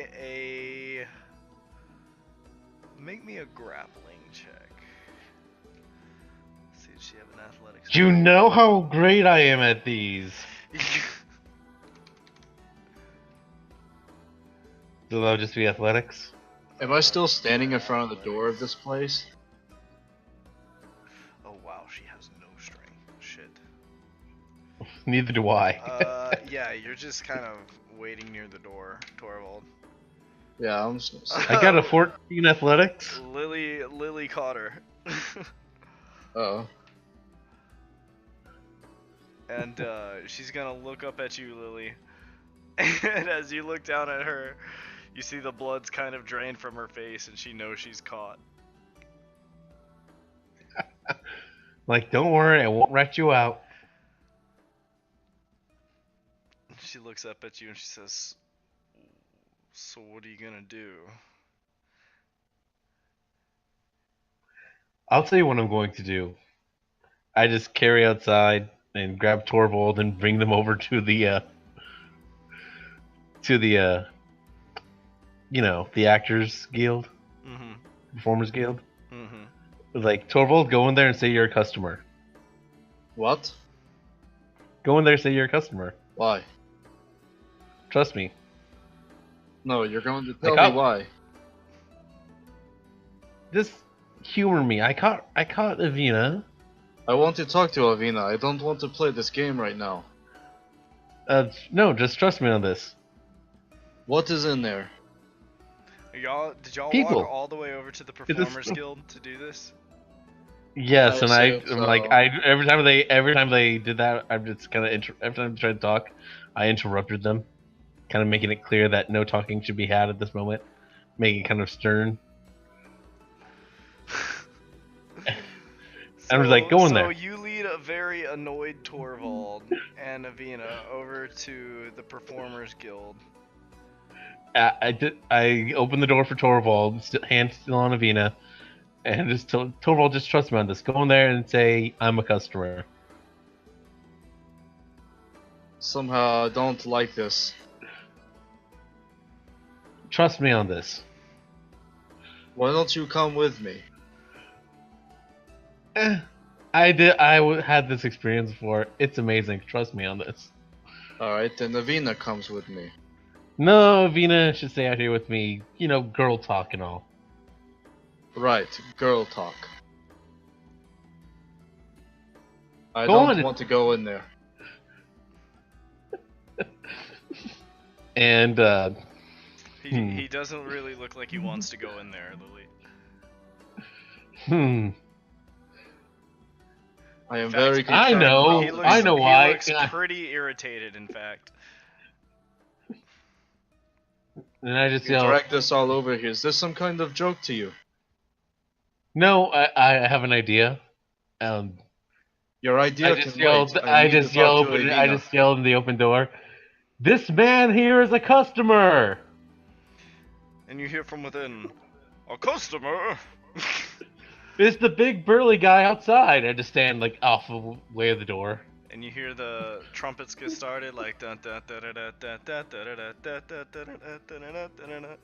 People start cartwheeling out the door as confetti and streamers shoot across the I ceiling. pull out my spear. I'm the just music just like boom and comes to a stop, and everyone just kind of looks at Thorvald, who's like hefting his spear threateningly at them. I'm I just like, watching stand Lily's there. reaction. I stand to there this. with like a stone gaze at the people who came out. Like I just stand there.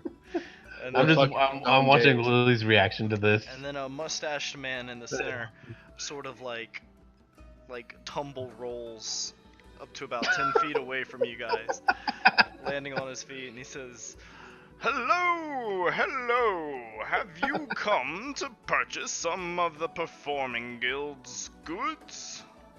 I'm just I raise my looking spear at. as if I'm gonna throw it at him. Like, I'm I raise just my watching spear. Ivana's reaction to all this. Roll me an intimidation check, I'm Thorvald. gonna use my inspiration for this. Alright. Yes! Fucking 19. I'm gonna dump my inspiration onto it. Alright. And my strength mod too, so... Wait, is it strength that... No, wait, no, It's it's not. charisma mod. Oh, that's so stupid. They should change it to strength. Charisma is basically your force of presence. Yeah. It makes the difference between knowing you're in the room and knowing you're in the room. Yeah, I guess. Alright, well anyways, 21 is my total... 21? Okay. Yeah. Yeah, as you stand there like hefting your spear at them, the music kind of dies off and they're like, "Oh, you don't particularly look like a customer to me." What does I Evena? say, go back into your store. This is not concern. I am not in the mood for these antics. I look at Evena's reaction to all this going on. Evena is really unsure whether she's about to be in a lot of trouble or not. I just did this to try to cheer her up, so that way the impact would hurt less. She's mostly just really confused. Also punishing Thorvald for being a horrible guardian. Yeah. Okay. God complex.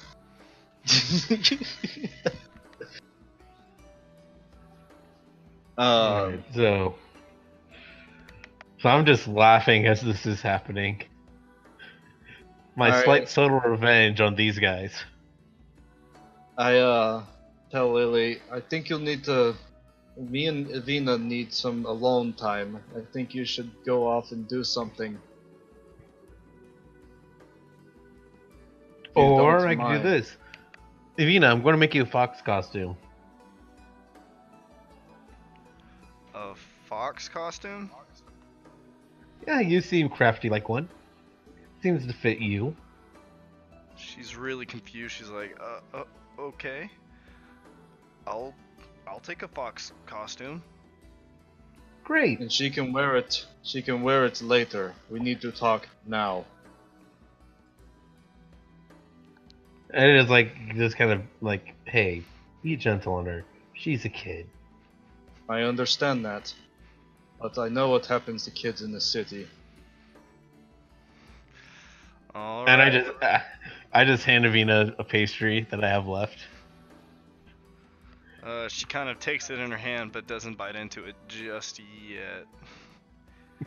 She's looking pretty apprehensively up at Thorvald. Alright, so I pull Evena off to the side pretty much. As soon as I get a certain distance away, I do want to hear this.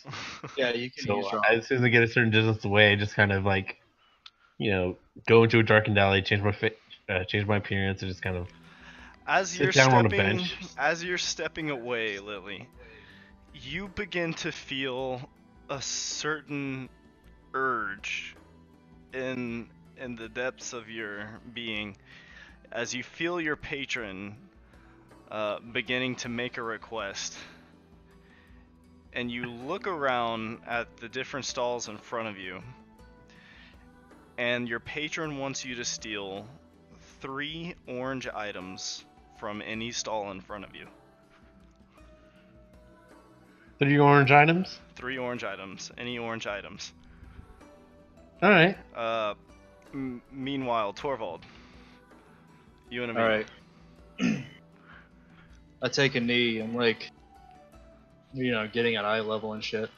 I'm like, so, explain to me why you have been lying to me about these fishing trips when you were really going and pickpocketing people, then gambling it away. And she says, well, I haven't been gambling it, but I don't know. I thought you'd be mad at me. I am. Stealing is wrong. Especially from a commoner you stole from that man that I saw just a moment ago. There are Mm, kids that pickpocket, kids that are impoverished. You are not impoverished. I can give you whatever you need to survive, but yet you go off and do these things. And she says, well, that's exactly it. I don't want to depend on you to have to survive. I should be able to take care of myself. And I'm good at what I do. So stealing is the way of survival? What about hunting? What about fishing? What about an honest work? Honest and dishonest don't really matter. The way I see it, it's a way to provide for myself just as much as those other two skills. Those two get me meat. This gets me gold and a place to stay. Gold and a place to stay. You stay at the end for free. Yeah, because of something you guys did. I don't want to just be a drag on you. You are not a drag, and you forget you are a child. You have no responsibility. Well, No responsibility. Well, I'm tired of just being there. I want to be a part of what you and Trawless do. I've seen you guys fight, and y'all do all these amazing things, and there's nothing I can really do except sit there and fire my bow. And that's why I tried to teach you. But do you want to know what I did as a kid? I was alone in the jungle. When I was close to your age, I was alone. Well, actually, no, I was like maybe 6 years old. She's 12. So, like, whenever I was younger, I was nothing. I was no one. I don't remember who my parents were, at all. They were non-existent to me. Gorillas are the ones who saved my life. Wild animals saved my life. And I was plucked from that hellhole. My father saved me. I don't remember what it was like being a small child. Not for a while. I couldn't speak properly for a while. What orange items do I see? I'm not trying to cut away from your emotional kind of thing right now, but like, what orange items do I see? There's a potion vendor. There's like a food vendor with various fruits. There's fruits. There's like a man with an orange hat. You see one particular person who's like shining some shoes, and there's someone's wearing like the leather's kind of an orangish color on his shoes, on his boots. All right, I think I see what I'm going to do here. Okay. Back to you guys, Thorvald. I just continue. You don't need to steal. No, go on. I'm joking. You don't need to steal. You don't need to do anything that would be against an honest work. Like I said before, you are a child that is not expected for you to pull the weight of a man quite yet. You can see that she is a little hurt and resentful that you are telling her just like not to pull her own weight. When she's telling you like this is what she wants to do. But I mean, there's no denying that she was pretty slick when she picked that guy's pocket. You and Lilly didn't see it. Yeah, you're right. So there's no denying that skill, but she just sort of looks up at you and kind of defeated, just is like, fine. And just kind of like submits, but she's quiet. You can see she's unhappy. Well, I guess I'll add on. But you were pretty nifty when taking that money from that man. I will say, I've never seen such sleight of hand from anyone before. I'm just kind of looking in, trying to gauge when the conversation's done. You look over, it does look like they're still talking. You look over just in time to see Evena, and she kind of pulls a potion. She just like kind of produces one from her pocket, and it's the fire mouth potion. And she kind of smiles up at Thorvald as she gives it to him. And she said, I was wondering if you'd notice. Wait, I used that potion on the pirate captain. How does she have a? How does she steal that? Sorry, I don't know. I'm just referencing your sheet. Your sheet's not up to date then. In that case, I don't know. She pulls out like, I don't know, a chitin plate or something and gives it back to you. When did you take this? How'd you carry it? Where'd you put it? She's got a bag. Everybody's got bags. Yeah. She said when we were talking, I was gonna show you, but then you said that, so I guess I'm still showing you. And she gives you the chitin plate back. Evena, you need to understand this. You know the village we came from. You know where we came from. This wouldn't have been okay back home, and I understand back home is not really our home anymore. But this goes against, stealing is not what I condone. I do not approve of stealing. I know that it is skillful and you want to pull your weight, but can't we do it some other way? Do we have to steal from commoners? I feel like I'm going to be a really horrible influence on this girl. Probably. And I'm going to love every minute of it.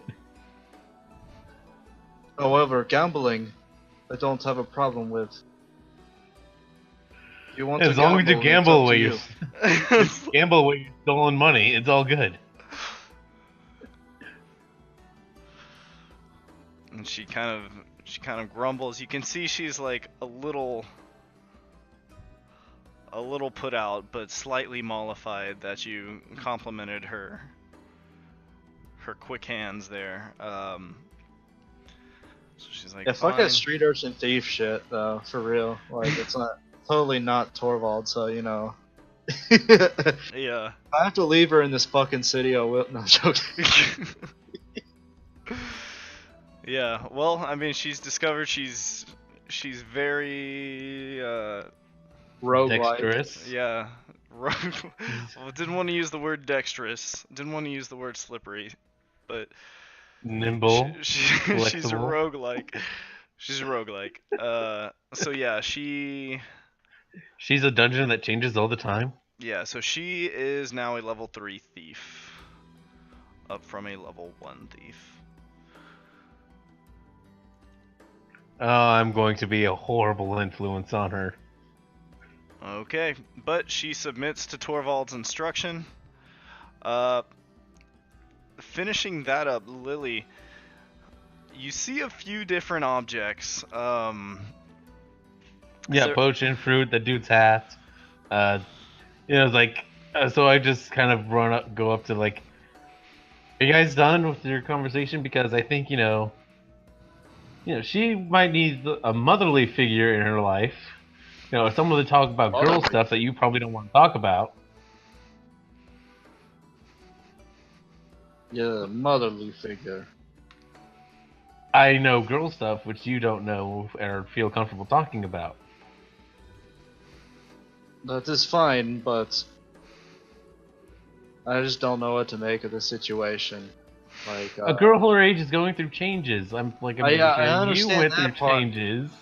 I understand that part, but like her history kind of. No, I know. I'm saying this in character. Oh, I'm not. I'm trying to freak Thorvald out. Make me a persuasion check, Thorvald. Make me an insight check at advantage because you're kind of in an iffy mood about this whole thing anyway. Crit 28. Oof. All right. Yeah, I guess I'll lose it then. All right. So you're just like, I'm not too sure what to think about this. What are you trying to convince him to do other than to let Evena just like stand with you for a moment? No, that he go home. Like, we're gonna talk about girl stuff he's probably not all that interested in. There's blah, no blah, way blah. Thorvald's gonna want to go home and let you guys talk about this. but you've managed to convince him to give you a moment. Alright, like, so I step off to the side, but I stay within earshot. Like around the I corner. just hand him some gold. Like, go buy yourself a drink. I pocket the gold. How much gold is it? Like 5 gold. Alright, I pocket the gold, just like step around the corner within earshot. All right. I just kind of bring her under my wing and or under my arm, just go like, don't listen to him. He's an idiot.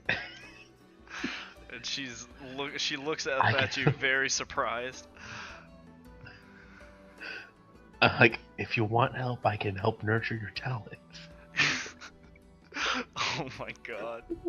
And I can hear all this shit, can I? Can I? Like- Make me a perception check, because she did say she was whispering. Yeah. 18?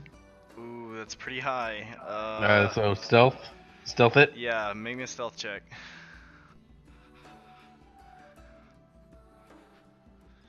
24. Oh, damn. Okay.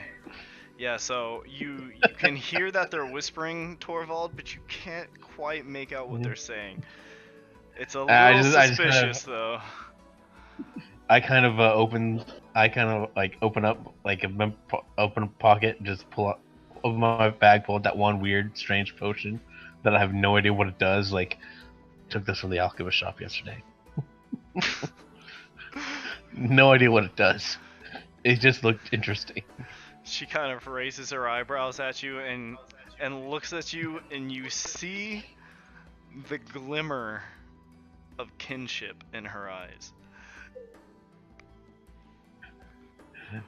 We'll just say I'm helping you with your sword play and whatnot.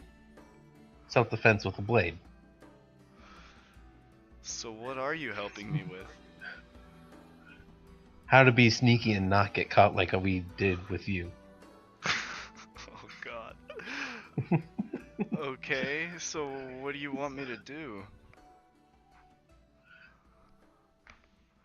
Do I have to do anything? Well, here's a little test. I'm going to need that fruit. I want a piece of fruit. Something tangy. Something tangy. And you don't care what it Hold is on. as long as it's tangy? Oh, something round, tangy, a little sweet. Okay. Maybe a specific. I just pointed at the oranges, like one of those. Round, tangy, and a little sweet. You point at the oranges? Yeah. Okay. Let's see. How is Evena gonna do this?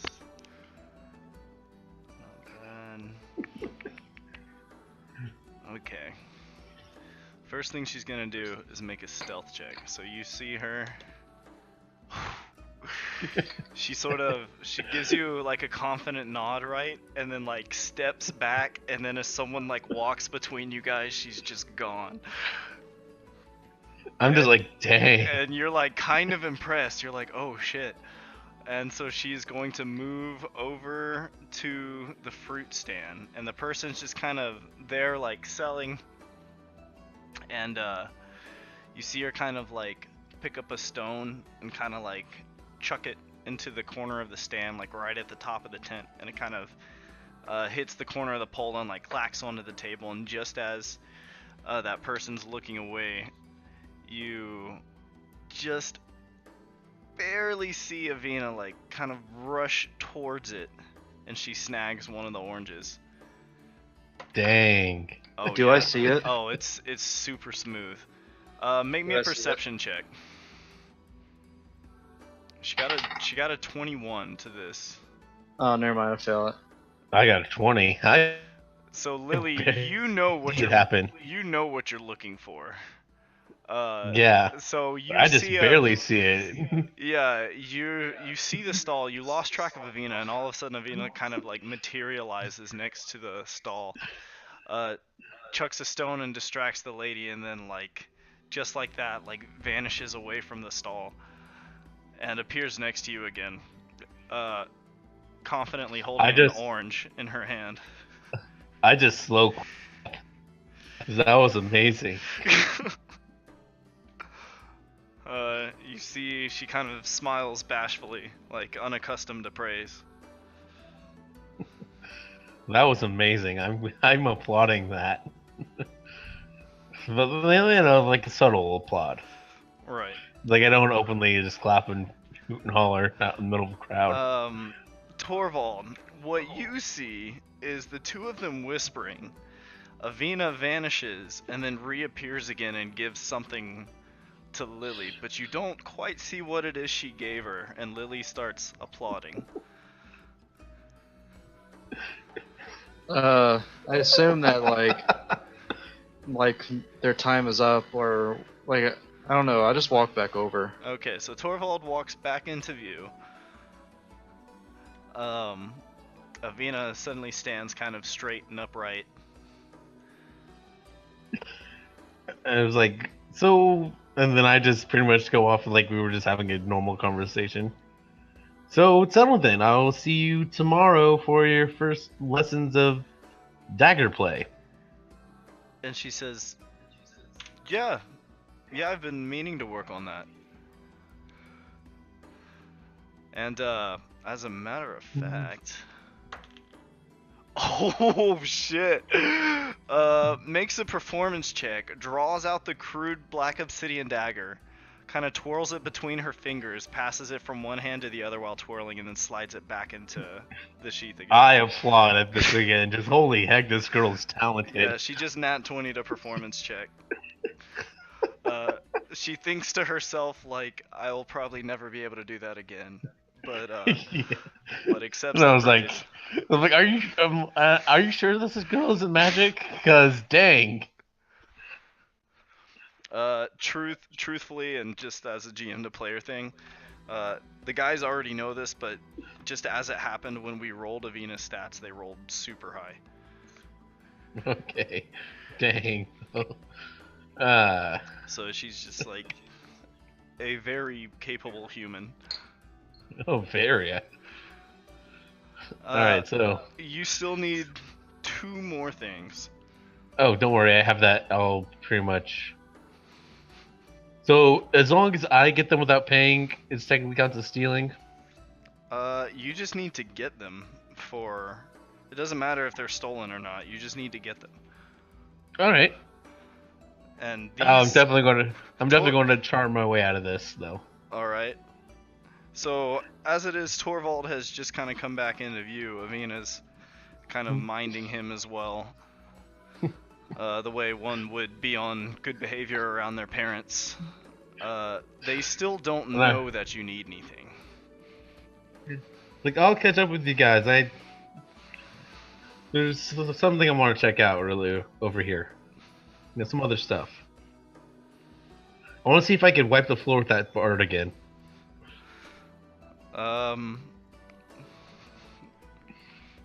Okay. So you tell this to Thorvald and Evena. Yeah. Yeah, I want to see if I could just simulate that bard again. What is your obsession with that man? I just want to prove to him that he is my bitch. I own him.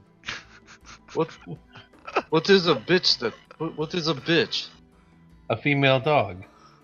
Female dog. Why would you want him to be that? It's a figure of speech. What is a figure of speech? Oh god, you take everything literal. It just goes right over your head, doesn't it? What is literal? Everything goes right over your head, doesn't it? Nothing goes over my head. My reflexes are too fast. I would catch it.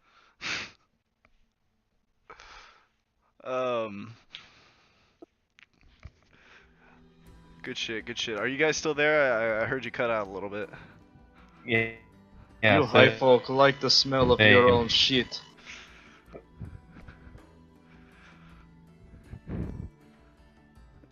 Jacob, you're cutting in and out. No. It's weird. You guys are just cutting in and out for me. So. Alright, there we go. We can hear you okay now. Alright.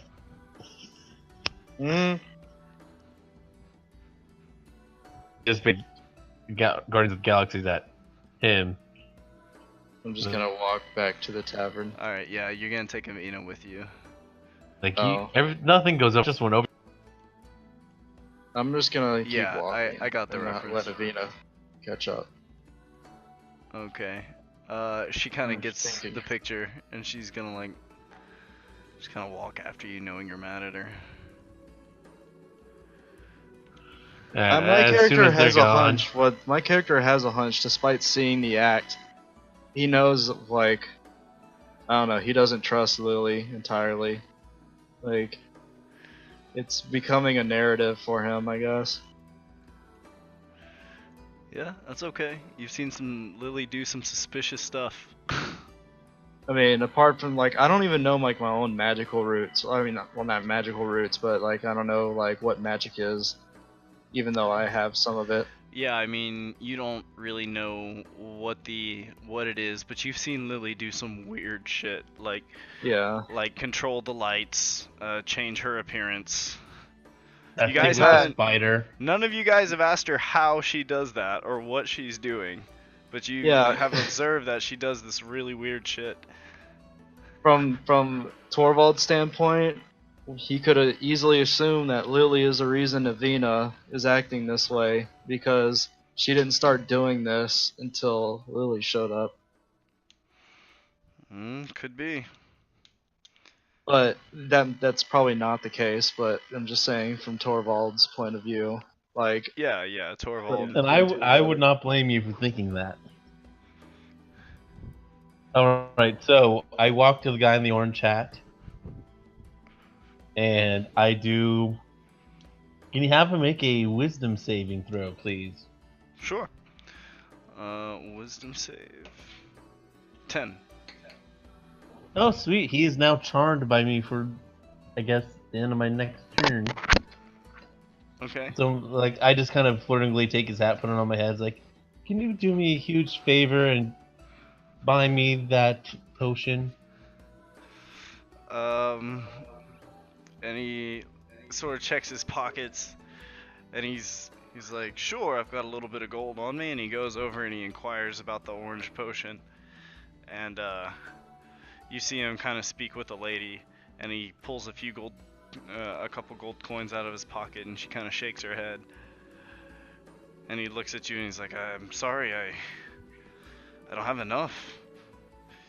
Got some taste. I turn to her, it's like, it's really important that I, need that one. I'm just gonna try to, which one would it be,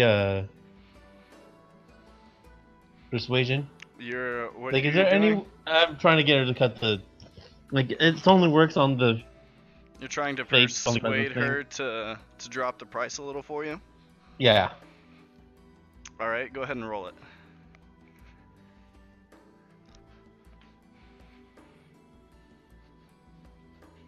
I rolled twice, and then this is the first time about 14. 14. She'll be like, no, the price is what it is. I You really either need produce some more gold or you're wasting my time. it. How much more do we need? Let's see. You'll need about 14 more gold.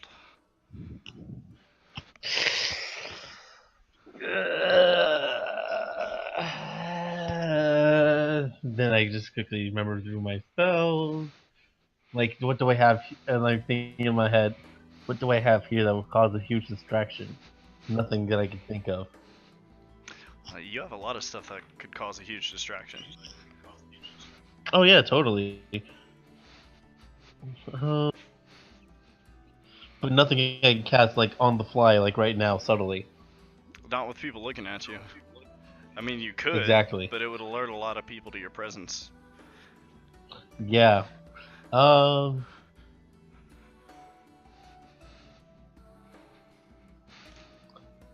In that case,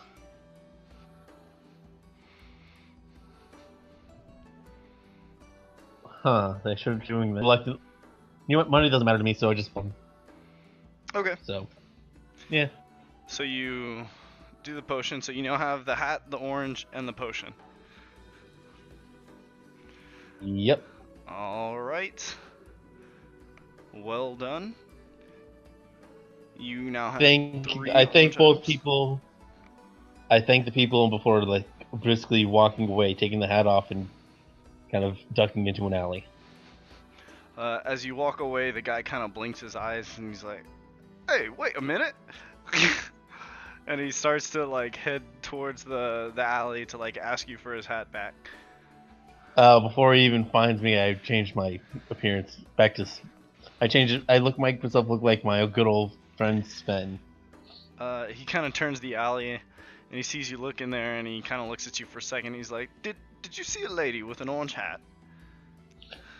No, I didn't see anything. He says, "Hmm." And he sort of walks past you and out the other side of the alley. And I'm just walking the other way again, just kind of smug look on my face. All right, well done.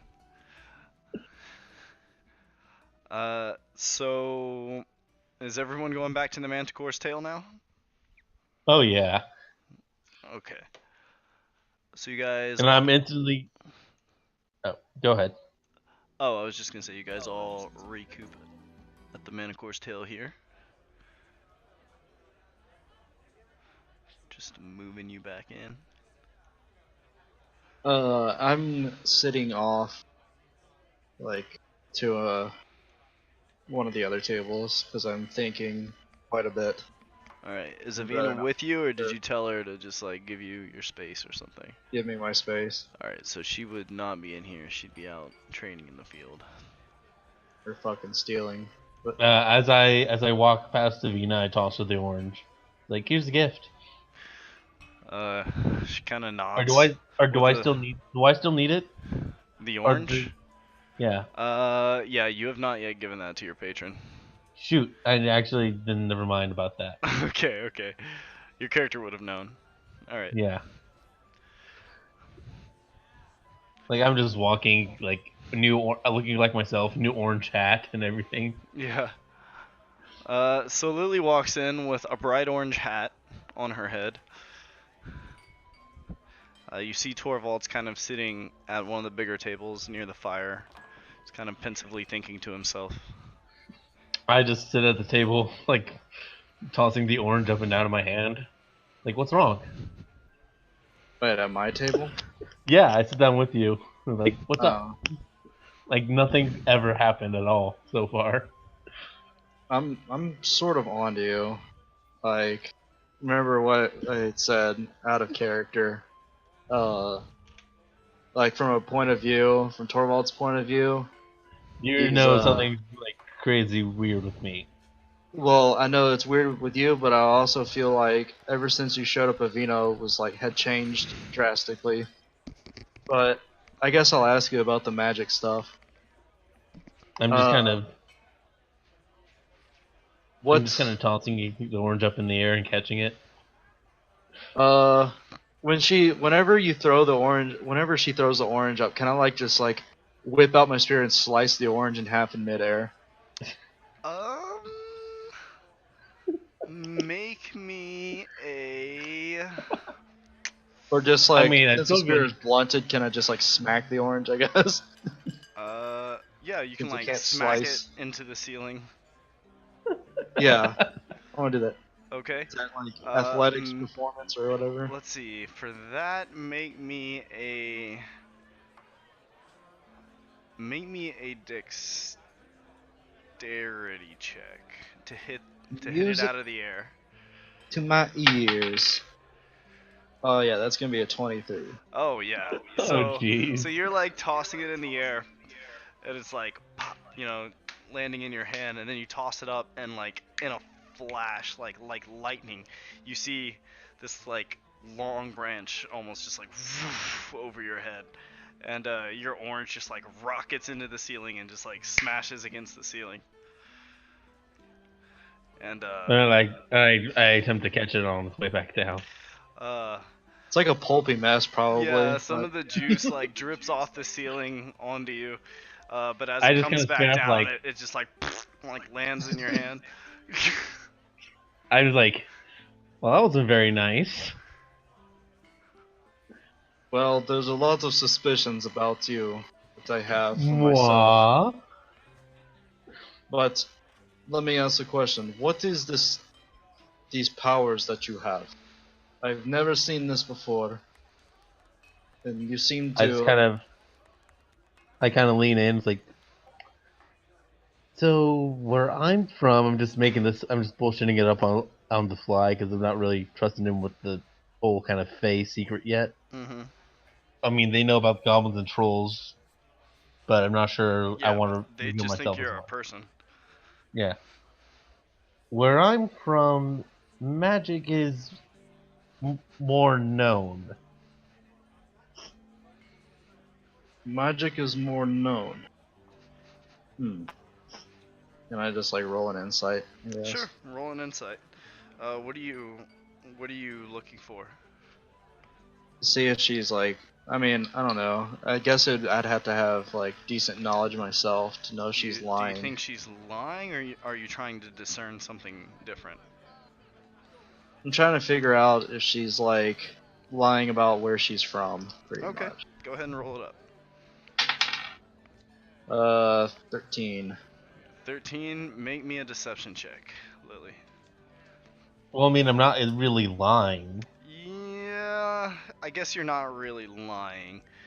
Uh, from what you can wager, Torvald,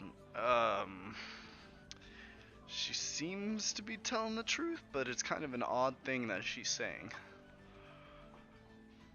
So what you're talking about is there's a land out there somewhere that you're from that you and everything else practices this magic.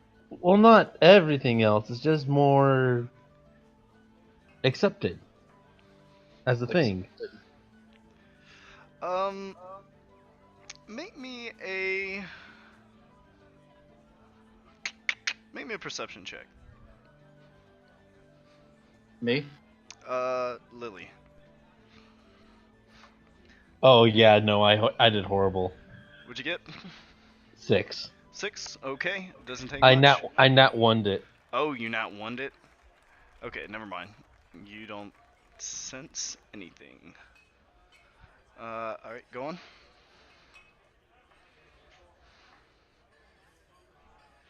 You guys were talking about Lily's Yeah, home.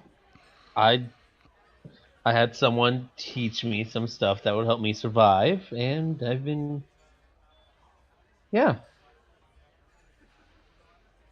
Hmm.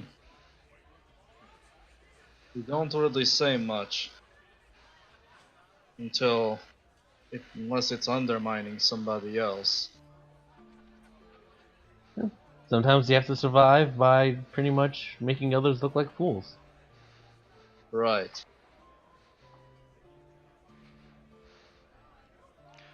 That sounds vaguely reminiscent to you, Torvald. Uh, to what Oh no, I wasn't. I wasn't. Evena was saying about not understanding the difference between honest and dishonest work if you're using your skills to survive. Yeah. I can. So, like, I assume Torvald makes a connection between what Avina said and what Lily is saying right now. Well, you don't like connect the two really. You're just like that's vaguely reminiscent of. Can I roll insight to see if I kind of pick up on this? You just like see a similarity. What are you rolling insight for? To see if I pick up on what he's picking up. To see if you can detect him detecting something about you. Well, if I could see like the kind of like expression on his face, like kind of thinking about what, like if I could try to see or guess what he's thinking about the whole kind of. It sounds vaguely familiar to what Davina was saying. Oh no, that's something that would have just occurred to him. That's not All something right. that would have really shown on his face that much. All right, so I'm not going to steer the conversation to that and just kind of walk away. Never mind. But it does, like, I do want to bring up Avina. With Lily? Yeah. So Okay. that little girl that's been with us, her parents were killed and beheaded by raiders.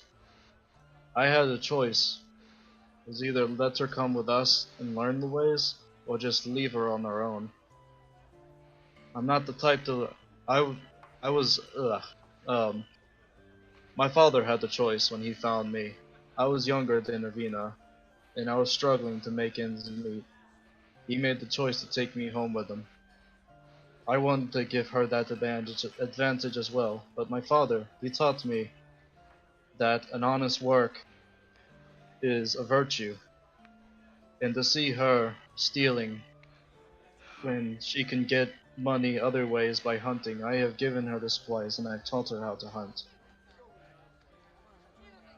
You don't And ask a, and I just pretty much say, you don't ask a smart person to fight. yes, I understand that she is small and she cannot do certain things quite yet for her age. But I do not praise this stealing. I do not praise anything like that, any thievery. I You have to know make there a are choice honest eventually. thieves, right? Honest thieves. I have never heard such a thing, nor do I believe it. And steal from corrupt nobles, give back to the people who really need it, for help. I don't think Avena had that in mind, and I don't think you do either. Taking information from one place that is just really not all that great, bad people in charge, and then using that information to help bring it down and put someone who really needs to be up there in power. Hmm. I am not one for politics. Nor am I. I'm just saying. Everyone has certain skills, and mine include, subterfuge, espionage. And I'm just going to start using big words to try to confuse them. What is subterfuge and espionage? Oh, you don't understand my vernacular? What is vernacular? Sorry, I have been raised from a young child knowing very little of the human language. And I'm just like, I'm sorry that this vexes you, but in my honest opinion, and I I like just slam my emphasize mug down as honest, hard as I can on the surface of the table. Like he said vexing, and that was just triggering. Like I was like,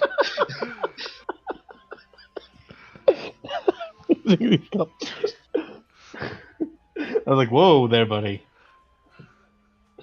I got.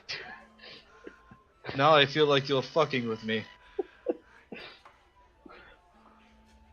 Now, what rational reason would I have to? I'm trying to think of a good word for here right now. This. What rational reason would I have to make a mockery of you at this moment? No, I know what mockery is. But do you know what rational is? Yeah, that's the other like synonymous words that I probably wouldn't like all the big synonymous words that are If you don't, and I just say, if you don't know what that is, it's synonymous to honesty. What is synonymous? oh yeah. Synonymous. Poor Torvald. I would know what rational is, I think. Yeah. Just not like anything else. It's just like anything that's commonly Like used I what would know. rational reason would I have for making a mockery of your persona? Oh god. I don't know, maybe I would no, I wouldn't know persona. No, you wouldn't know what persona means. A personage. So you can tell this person's starting to just fuck with you, because they're using words that like you don't understand. You're showing your Yeah. irritation. Are you just gonna keep chiding him after he slams his mug on the table? No, I'm like, okay, look. Obviously, I shouldn't have sat down here, and I'm going to, go upstairs and think about what I've done and contemplate on my actions. Right. Think I think you should go. And I head up, and at this point, I head upstairs, not really giving him any straight answers. Okay, you head on upstairs. Torvald, you gonna do anything, or are you just kind of thinking to yourself for the evening? Let's see what's on my to-do list. At this point, I'm just doing the whole circle, sitting down, meditating thing with the 3 orange items, including the squashed orange. Okay. Uh, it doesn't take long before you're back in that familiar, like, floating cloud, and you feel your patron's whimsical, regal presence once again. Um, I'm sorry about the orange. I may have pissed off one of the people I'm traveling out with. Where's Evena? Evena is off in the field practicing with her short bow. Alright, I'm gonna go to the field. Alright, I'll get to that in just a minute. So you're with your patron, and the items that you brought with you, you can sort of feel that they were brought with you, and they just sort of like zoom, zoom, zoom out of where they physically are in front of you. And you can feel that your patron is just like pleased with the color. She's delighted with the fruit, and you see the hat just sort of like floating around in space as if somebody was wearing it, but you can't quite see them. Oh, so she likes squashed fruit. I'll keep that in mind. Yep. So, It was not really much about the fruit itself. It was more about the color. I understand. yeah. So she's just kind of pleased that you did what she had asked, and I don't know. You feel her general contentment for the time being. You feel a sense of inquiry regarding Trollis and Thorvald. And Rorkval, now that you're at it too, because the moment you became aware that Rorkval was magical, she also did. I'm kind of through you. And also, I'm just trying to send the signal of that very phallic stick object that Thorvald has. Ah, yes. Yeah, when you sort of like begin to think of that, in your mind's eye, you can see it, and she is sort of intrigued as well. Does she have any idea what it is? I mean, of course she probably does. Are you asking her for knowledge? I am asking her for knowledge. Okay. There is.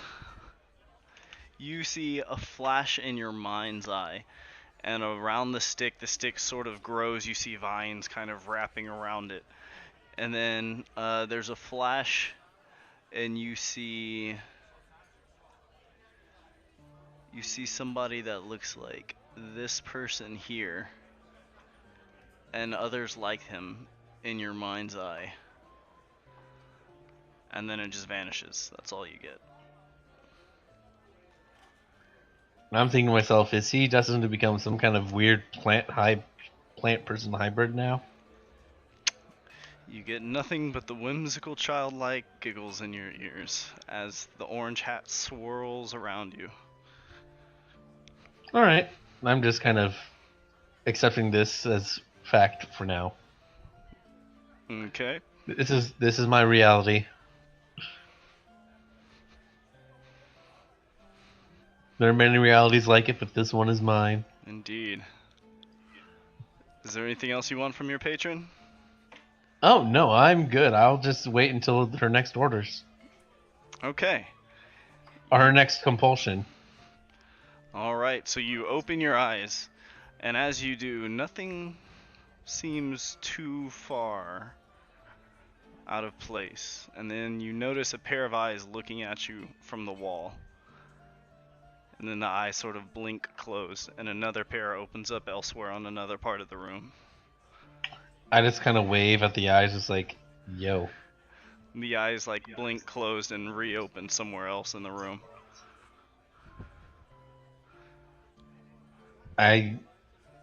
Do I get the sense it's my patron's eyes, or is this random eyes? And just random eyes in the wood. Alright, I just walk up to the eyes and just kind of poke them.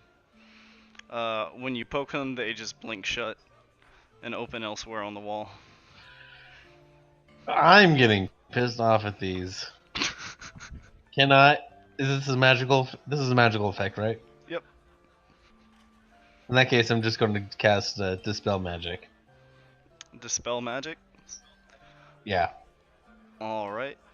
As you do, there's just the faint traces of magic that sort of lingered in the room, kind of disperse, and you feel that staticky feeling that makes the hairs on the back of your neck stand up, kind of fade away. Alright, and then I'm going to get started on. I'm going to put away the beetle costume for now because I feel like this is more important. I'm going to start working on the whole kind of fox costume, including a mask. Okay. Go ahead and make me a tailoring check at disadvantage. It's gonna be wisdom, I believe. I used Dex last time. Did you use Dex? Yeah, go ahead and use Dex then. I was joking because my dexterity is better than my wisdom. So. Oh no, use whatever you used last time. Dex. Yeah. Alright. I got 10. Okay. Yeah. You start working on this. It'll take you a little ways to get done, but you have begun using cloth, a needle, and spider silk.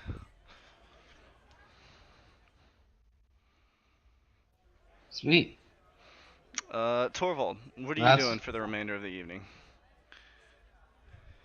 I was going You went out the door field. towards Evena, right? Yeah. Okay. So as you find her out in the fields, it's a little after dark, but you see she kind of has, she's standing over by her target, and she's got like a little candle lit next to the target so she can hit it. And she is working out there shooting her tree.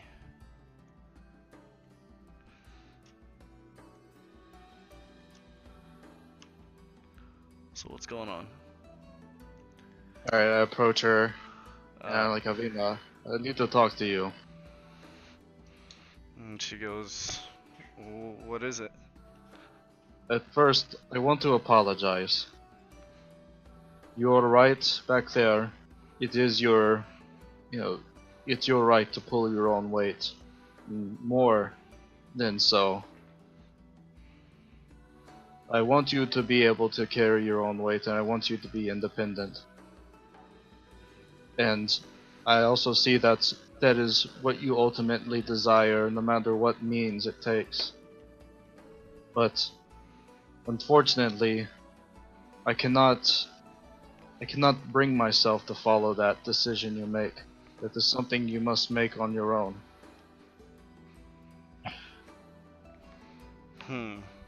You see her kind of thinking,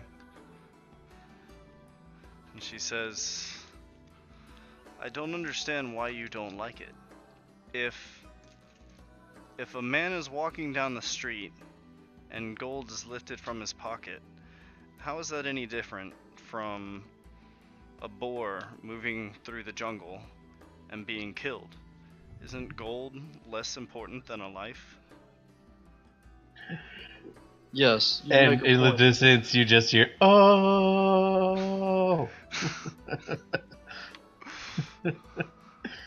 You're meditating. I know. We weren't raised to steal. We were raised to hunt animals. Hunting animals is not the same as stealing. If you were to steal from me, which you have before, but you gave it back, you stole as sport, I am not angry about that. But killing an animal is not the same as stealing from someone who's earned their living. That man could have been the poorest man in this town, and you stole whatever he had to survive off of. If someone stole from you, you would feel the same as he did. She kind of thinks for a minute, but you can see she's having a difficult time reconciling what you're saying with the concept that an animal's life is less valuable than gold. It's a resource, man. I just realized I'm probably going to. But I mean, she looks up at you and you can see she's thinking, and she's like, if I'm actually going to apologize, I want to apologize, before I take Evena out of hand. But if I somehow turn her into a master criminal, I am actually sorry. I mean, Well, she's The there to do master whatever thief, you guys yeah, master make thief, of the her. fox. Whatever y'all make of her that's what she's there for. But this conversation she's having with you, Torvald, she feels. You can see she feels conflicted. She has this skill that she is good at, but she's being told not to use it, but simultaneously being told that it's important and her right to pull her weight.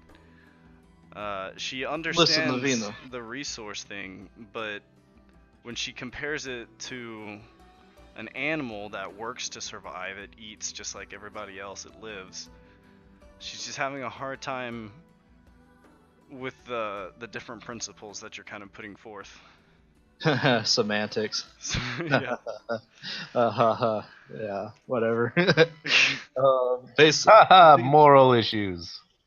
Avina, what I'm trying to say is that we both have separate paths. I cannot be your guardian forever. And My I told path you is the that right back path when and we true path. sparred. But perhaps maybe it's time that we separate paths. When my business is concluded in the city, I think it's best that we split apart.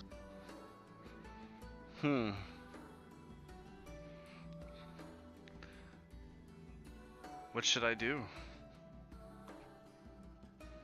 You can continue being what you strive to be if you think that's the way to live.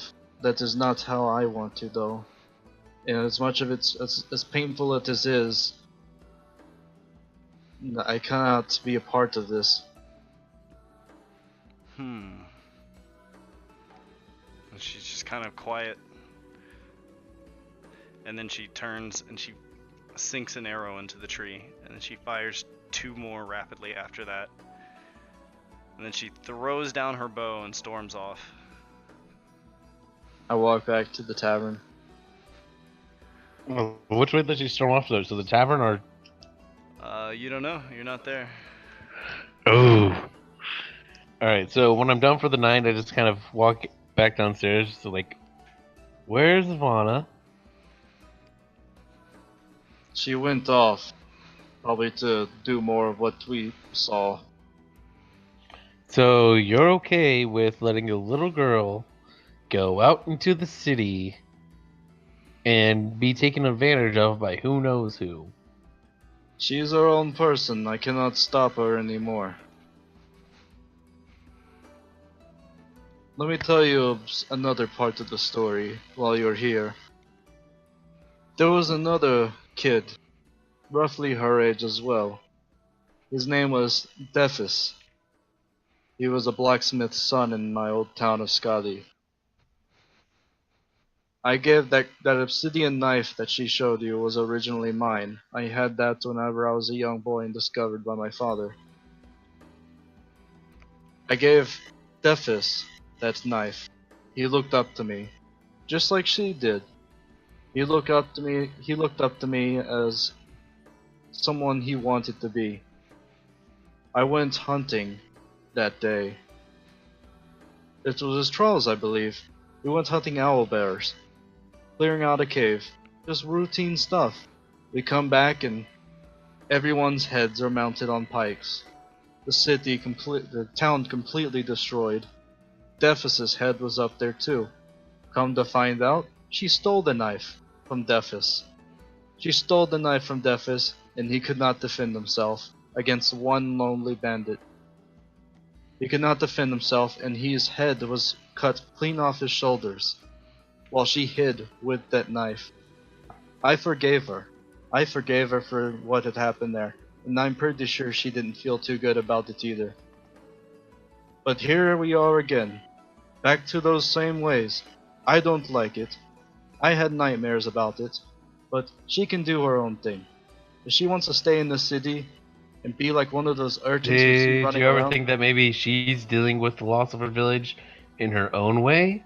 Maybe that one knife is that one thing from the village that she can hold on to?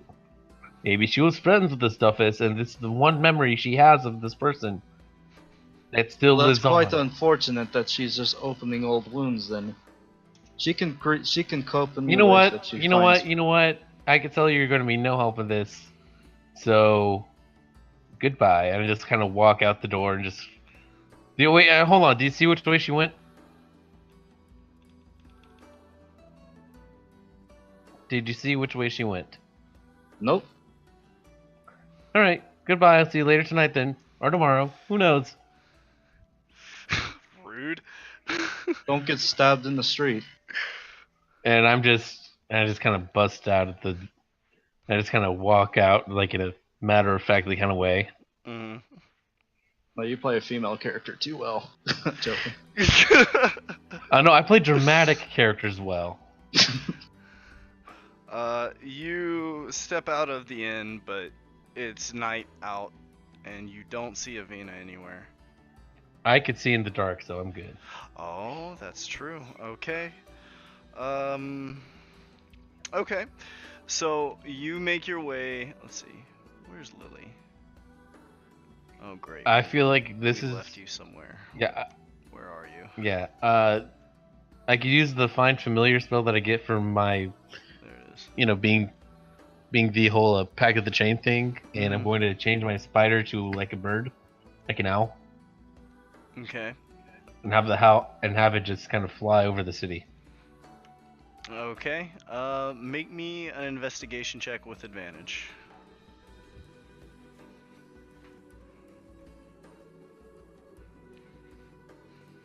Yeah, I was on a different page, checking like if I had anything I could use. I don't. Anyway.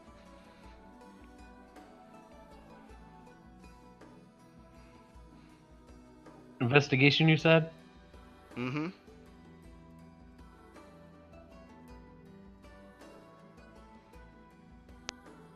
16. 16.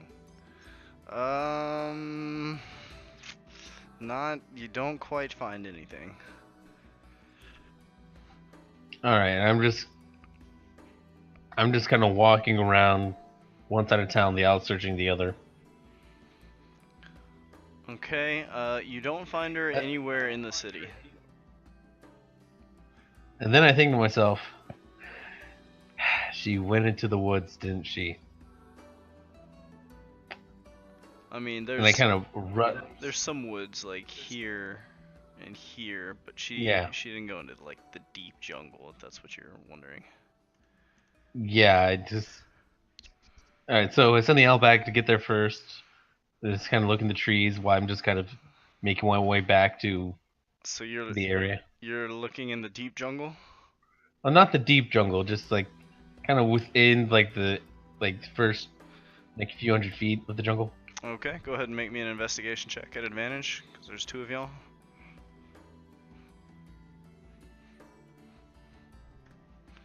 Your 3. owl is helping you search. That was at advantage? Yes. You got a 3? My investigation is -1. Jesus. Alright, you don't find anything. So you're looking around, but no luck. So I'm pointing out with advantage, I rolled a 4 -1. Yeesh. Yeah, no luck. You don't find Evena out here. I am not giving up at all. Well, I mean, you can look and look and look, but you didn't find her anywhere. I'm just going to keep on looking. I just think she's moved to a different spot each time I look. Alright, so you spend the evening out there looking. You don't really need that much sleep, so you don't get terribly tired as you're going about doing it. But that will pretty much take you the rest of the evening out there searching for Evena. Yeah. So I'm just gonna. Can I just keep rolling investigations until I forget my? It's not really how that works. You Yeah, checked a few different times, but at this point, like, you're pretty much just looking around and you're unable to find anything. I'm just getting kind of pissed off at this. Like, holy heck! In that case, all right. Owl's just gonna be sitting like at the edge of the forest, edge of the woods. I'm just gonna be sitting down on the outside. I haven't checked the stables yet. You're trying to find a rogue. Just remember that. Yeah, I do realize that. So the owl's just kind of flying around, sitting at the edge of the forest. I'm I think that might be sitting. my next character is a thief. Next Oh, character I make. rogues are fucking. They're a blast in 5th edition. They are a My blast. first character Yeah. was an assassin, and I absolutely loved it. Brad So, played a yeah. rogue, and I thought it was pretty fun. Like he sounded like he was having fun with it. What was his name? Like Royce or whatever. Mm. I built a halfling rogue with the thief background, the thief subclass, and he was like the lawful good farmer, just kind of thrust into the adventuring life, not by choice. Yeah. Anyway, yeah, Owl's sitting at the edge of the woods. I'm sitting outside the manticore, just kind of looking through the owl's eyes, just kind of seeing if anything goes on. Yep. So that's pretty much gonna wrap up the evening, guys. Is there anything else y'all wanted to do? I'm out of. I don't know. Yeah, there's something I wanted to do, but it kind of involves me finding her. So Okay. We'll go ahead and write down any ideas you guys have. I'm still waiting to do Ian's session, so we can just say that canonically this all occurs like while you guys are doing your individual stuff, and he's just taking a. all right, where should particularly we long write that down? Just make a note to yourself. Come up with ideas like throughout the week if there's anything y'all want to do or work together to do. You guys can always create your own content. Like, you know, there's something I want to check out. Let's go break into like this house, you know, and see what's going on, or let's go, you know, follow somebody back, or you know, just whatever y'all can come up with. It doesn't have to be just item related. You guys can always come up with things you want to actually do as well. Even if I don't have content prepped for you, I can always just like whip something together. I'm willing to wait extended for until you get Ian's session down, and Oh yeah, I'm willing to wait. Like if it has to take a month, I'm willing to wait because Well, he's saying I don't want. it may go through to January. Yeah, so that's roughly a month. Yeah, Yeah. so that would be like a couple of sessions. I'm not opposed to RP sessions if you guys are like, hey, I want to do like a flashback session, like in Lily's case, if you're like, hey, you know, I want to do me leaving home, or in Thorvald's case, like I have this memory that I'd like to play out. Just run that idea by me. I can prep a session for you, and we can. like with his best friend who he gave a knife to. Well, he wasn't my best friend. Like, okay, so from a player side, I guess, because I hate doing the accent sometimes. I love doing accent. Accent is So- good. It's like, so Thorvald's accent, he's like simple, basically, and not retarded simple, but like he's just simple as He in, grew up in the simple lifestyle. yeah, like a farmer, if you want to compare. He was raised in a Yeah. fishing settlement. Yeah, so like he doesn't know that much about like exquisite speech and stuff. Like there's a few words that he picked up here and there along the way, but he's just kind of like learning. He's still learning. Like eventually, like the way I want to develop him as a player is I want him to become like an actual beast knight.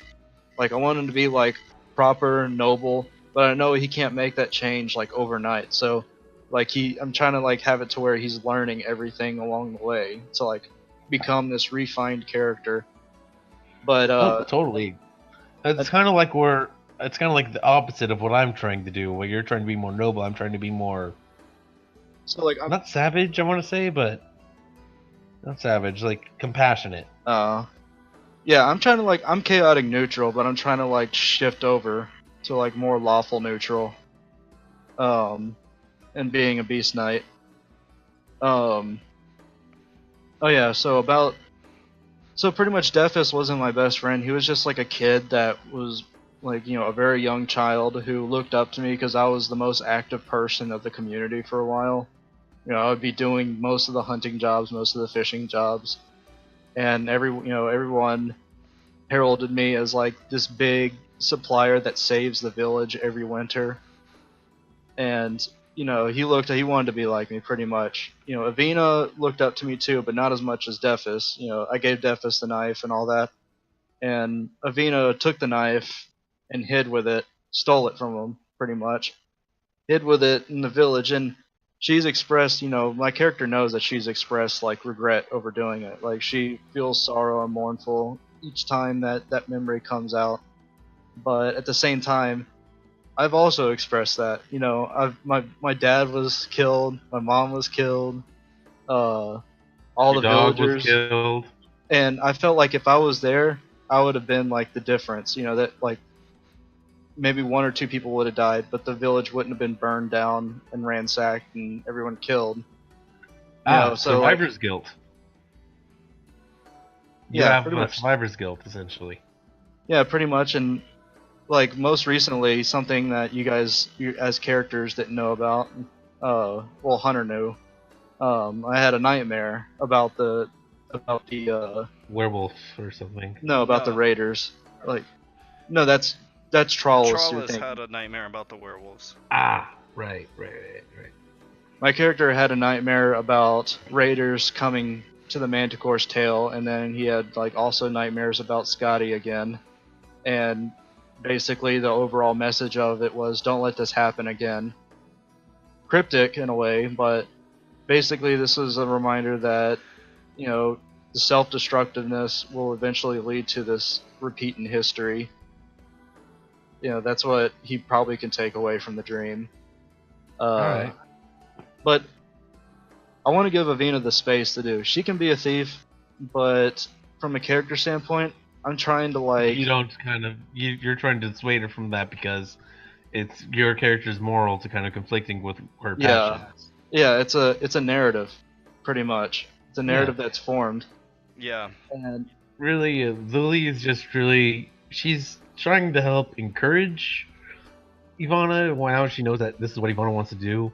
So Lily will try to help her try to see like stay on the good path. But I'm a chaotic creature by nature, so here's the I thing. can't really. Like, my character welcomes that. Like I think I'm just gonna be like, okay, I'll just let Lily, like, since Lily's better at refining the skill set of Avena, I'll just hand that over to her. Oh yeah, And no, then, I've actually the same alignment as you, chaotic neutral. Like yeah, honestly, I don't give a darn. But I can see that I'm respecting your wishes. You want her to be pretty much on the straight and narrow, and I well, I also think it's want to too try late to for kind her. of I think, like, she's yeah. chosen that path. Like, already, I can't do anything about it. At the same time, I don't want to be on that path alongside her, supporting her, even though, like, I think what she's doing is morally wrong. You want to support her by not showing support, essentially. Yeah, Let her so, supporting her like, by making her let her own decisions. yeah, so she can make her You own just don't decisions. want, yeah, you don't want to be any part of it. I understand. Yeah, so I'm gonna eventually part ways with her after we get this shit done in the city. Like, that's what my character ultimately wants to do at this point. That's his ultimatum. Well, um, Hunter, I wrote down like any other notes for my on my character sheet, like what I want to do when we find Ivana or she gets back. But uh, if we find Ivana, well, like when I say make a note, you don't have to like physically. no, I wrote down in a part. I wrote down in part of the sheet that like Ian and I'm sorry, I forget your name, so we're just gonna say Torvald. Yeah, Can't really Torvald and look up. Trollis, Yeah, Barrett and Ian. I wrote down. No, I wrote down on the sheet of my character sheet one the part where they can't really see.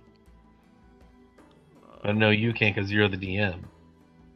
I don't see anything in the GM notes. No, not GM notes. It's like any other. It's on my character sheet.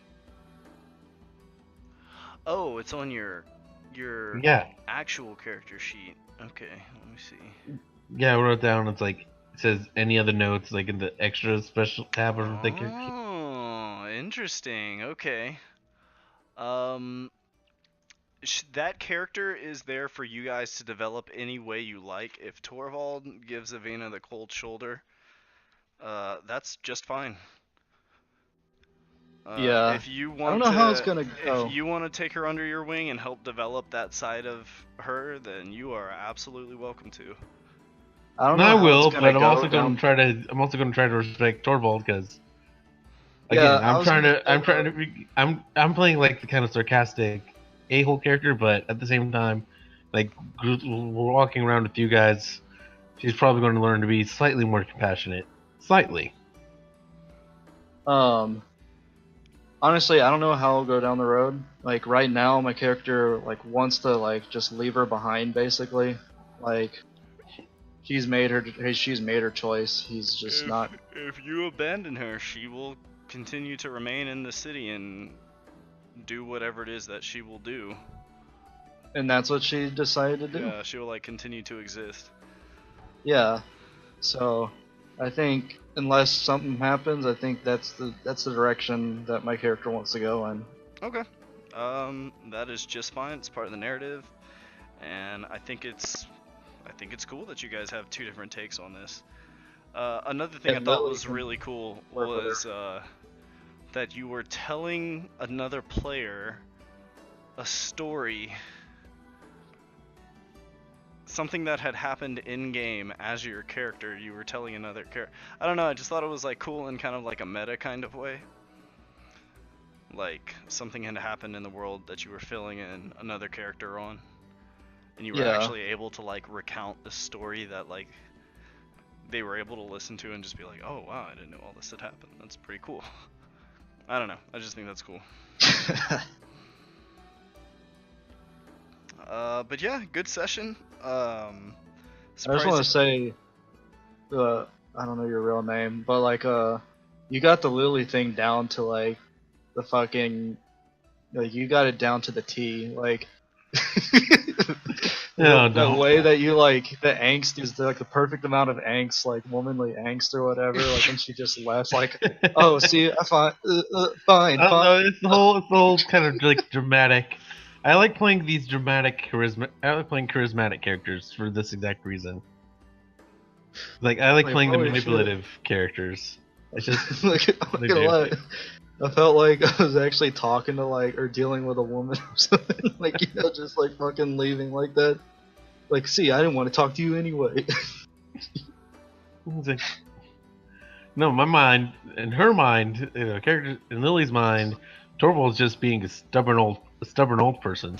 Yeah, Yeah, yeah. he is stubborn. Yeah, you're being stubborn, and since you don't know I'm an elf yet, but I'm used to people being more fluid and loose. If that makes sense. What Torvald is trying to teach Evena in regards to like why she shouldn't steal is she's having a difficult time reconciling that with some of the other things he said. So she's like kind of morally confused about the issue at this point. Is it really stealing if the person's dead?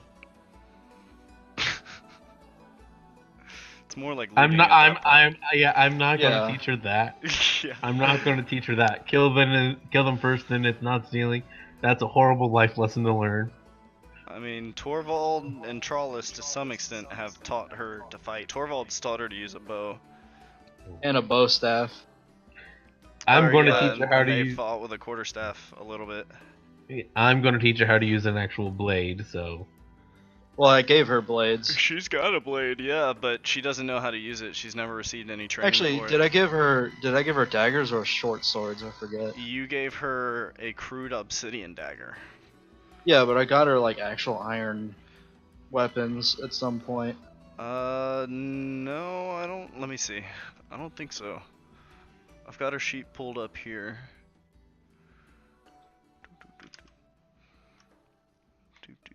Does she have any actual weapons? No, she just has the crude obsidian knife and a short bow.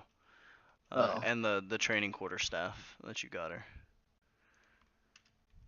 But and you've taught her to hunt, but she is not like really proficient with the dagger or anything like that. Yeah, I'm fine with Lily teaching her, but I think that's where it stops there for Torvald. That's fine. it can stop for Thorvald and be picked up by Lilly or Trollis, or y'all can just abandon her or whatever you want. She's a totally malleable character. Well, No, I know exactly what I want to do with her. well, what I know so far. Mostly, Is I'm just gonna drag her along everywhere just to mess with Thorvald. But I don't know. Once when I step out of the town, like she is not following me. Like, oh no, she'll be following me. yeah, then I wouldn't go with you guys. Like, nope, you gotta come along a too. separate way. You gotta come along too. Are you sure? Oh yeah, I'm positive. What if I cast really Charm Person don't on want to like Thorvald. associate myself with that kind of stuff? I cast Charm Person on Thorvald. If you're that intent on like her not coming along, y'all can do a cutscene about you protesting her joining. Yeah, I want to see what Ian does with all this. Yeah. Ian. I don't know. He'll probably be the neutral person. Yeah, Ian's always super neutral about that kind of thing. He's just like, eh. If you want her, bring her. If you don't, leave her behind. And that's also kind of his character too. His character is very like cut and dry. Yeah. But I don't know. I don't know. Trollis also hasn't seen her skills really. As far as he knows, she just fires a short bow and stabs with a knife every now and then. Yeah, I think it's Trollis' use in her. He won't matter about the moral part of it. He won't care about the moral part of it. Well, Lilly certainly doesn't seem to care about the moral part of it. Yeah, that's She's just the given. like, hey, that kid's got some potential. Wait, hold on. I'm just looking at these characters in like the NPCs. Have they already seen elves? Oh yeah, Uriel and Urion or whatever. Yeah. Irie and Urion, they do not know they are elves. Yeah, we just like know they have pointy ears. They have pointed ears, but they don't know what's up with that. Alright. And they come in vanilla and chocolate.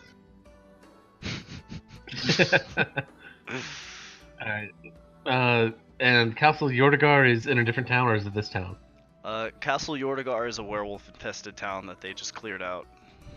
They just like slaughtered their way through the township, up the castle, and defeated the mage that was up there, the warlock specifically. And then that warlock turned into a beast and disappeared into a fog. They follow that fog to a gaping abyssal hole that they couldn't enter. So one of their companions, an NPC named Valior, who traveled with these two girls, split from the party there to discover a way down to the base of the hole while they turned in everything over here at Port Hildian. He said he'd come meet them when he found a way. Okay. So they came here, and this is where you kind of encountered them.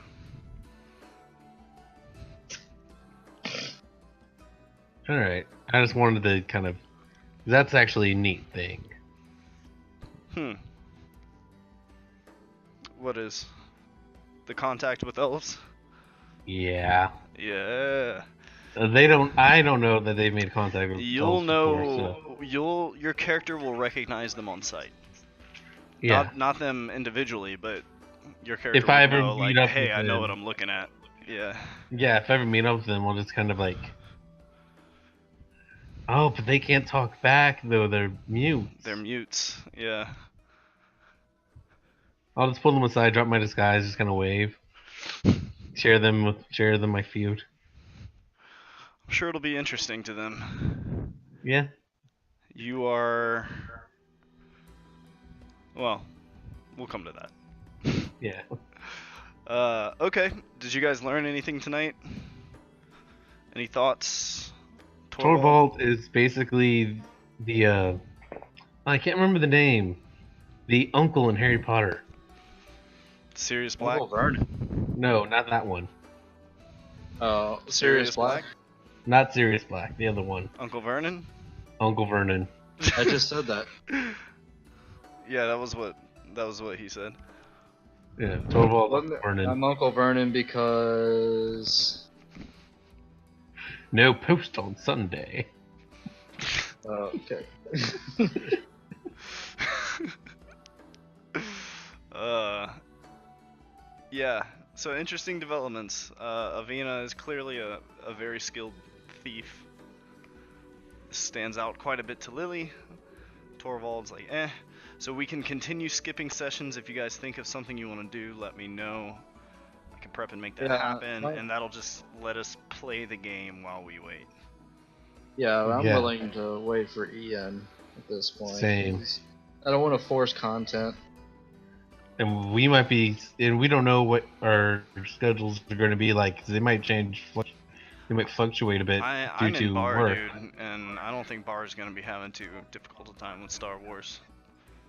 I got scheduled for 5 days next week, so Yeah, I got scheduled a including bunch, tomorrow. That's 6 days in. But I'm Yeah. like waiting in Including rabbits. tomorrow, it's 6 days in a row.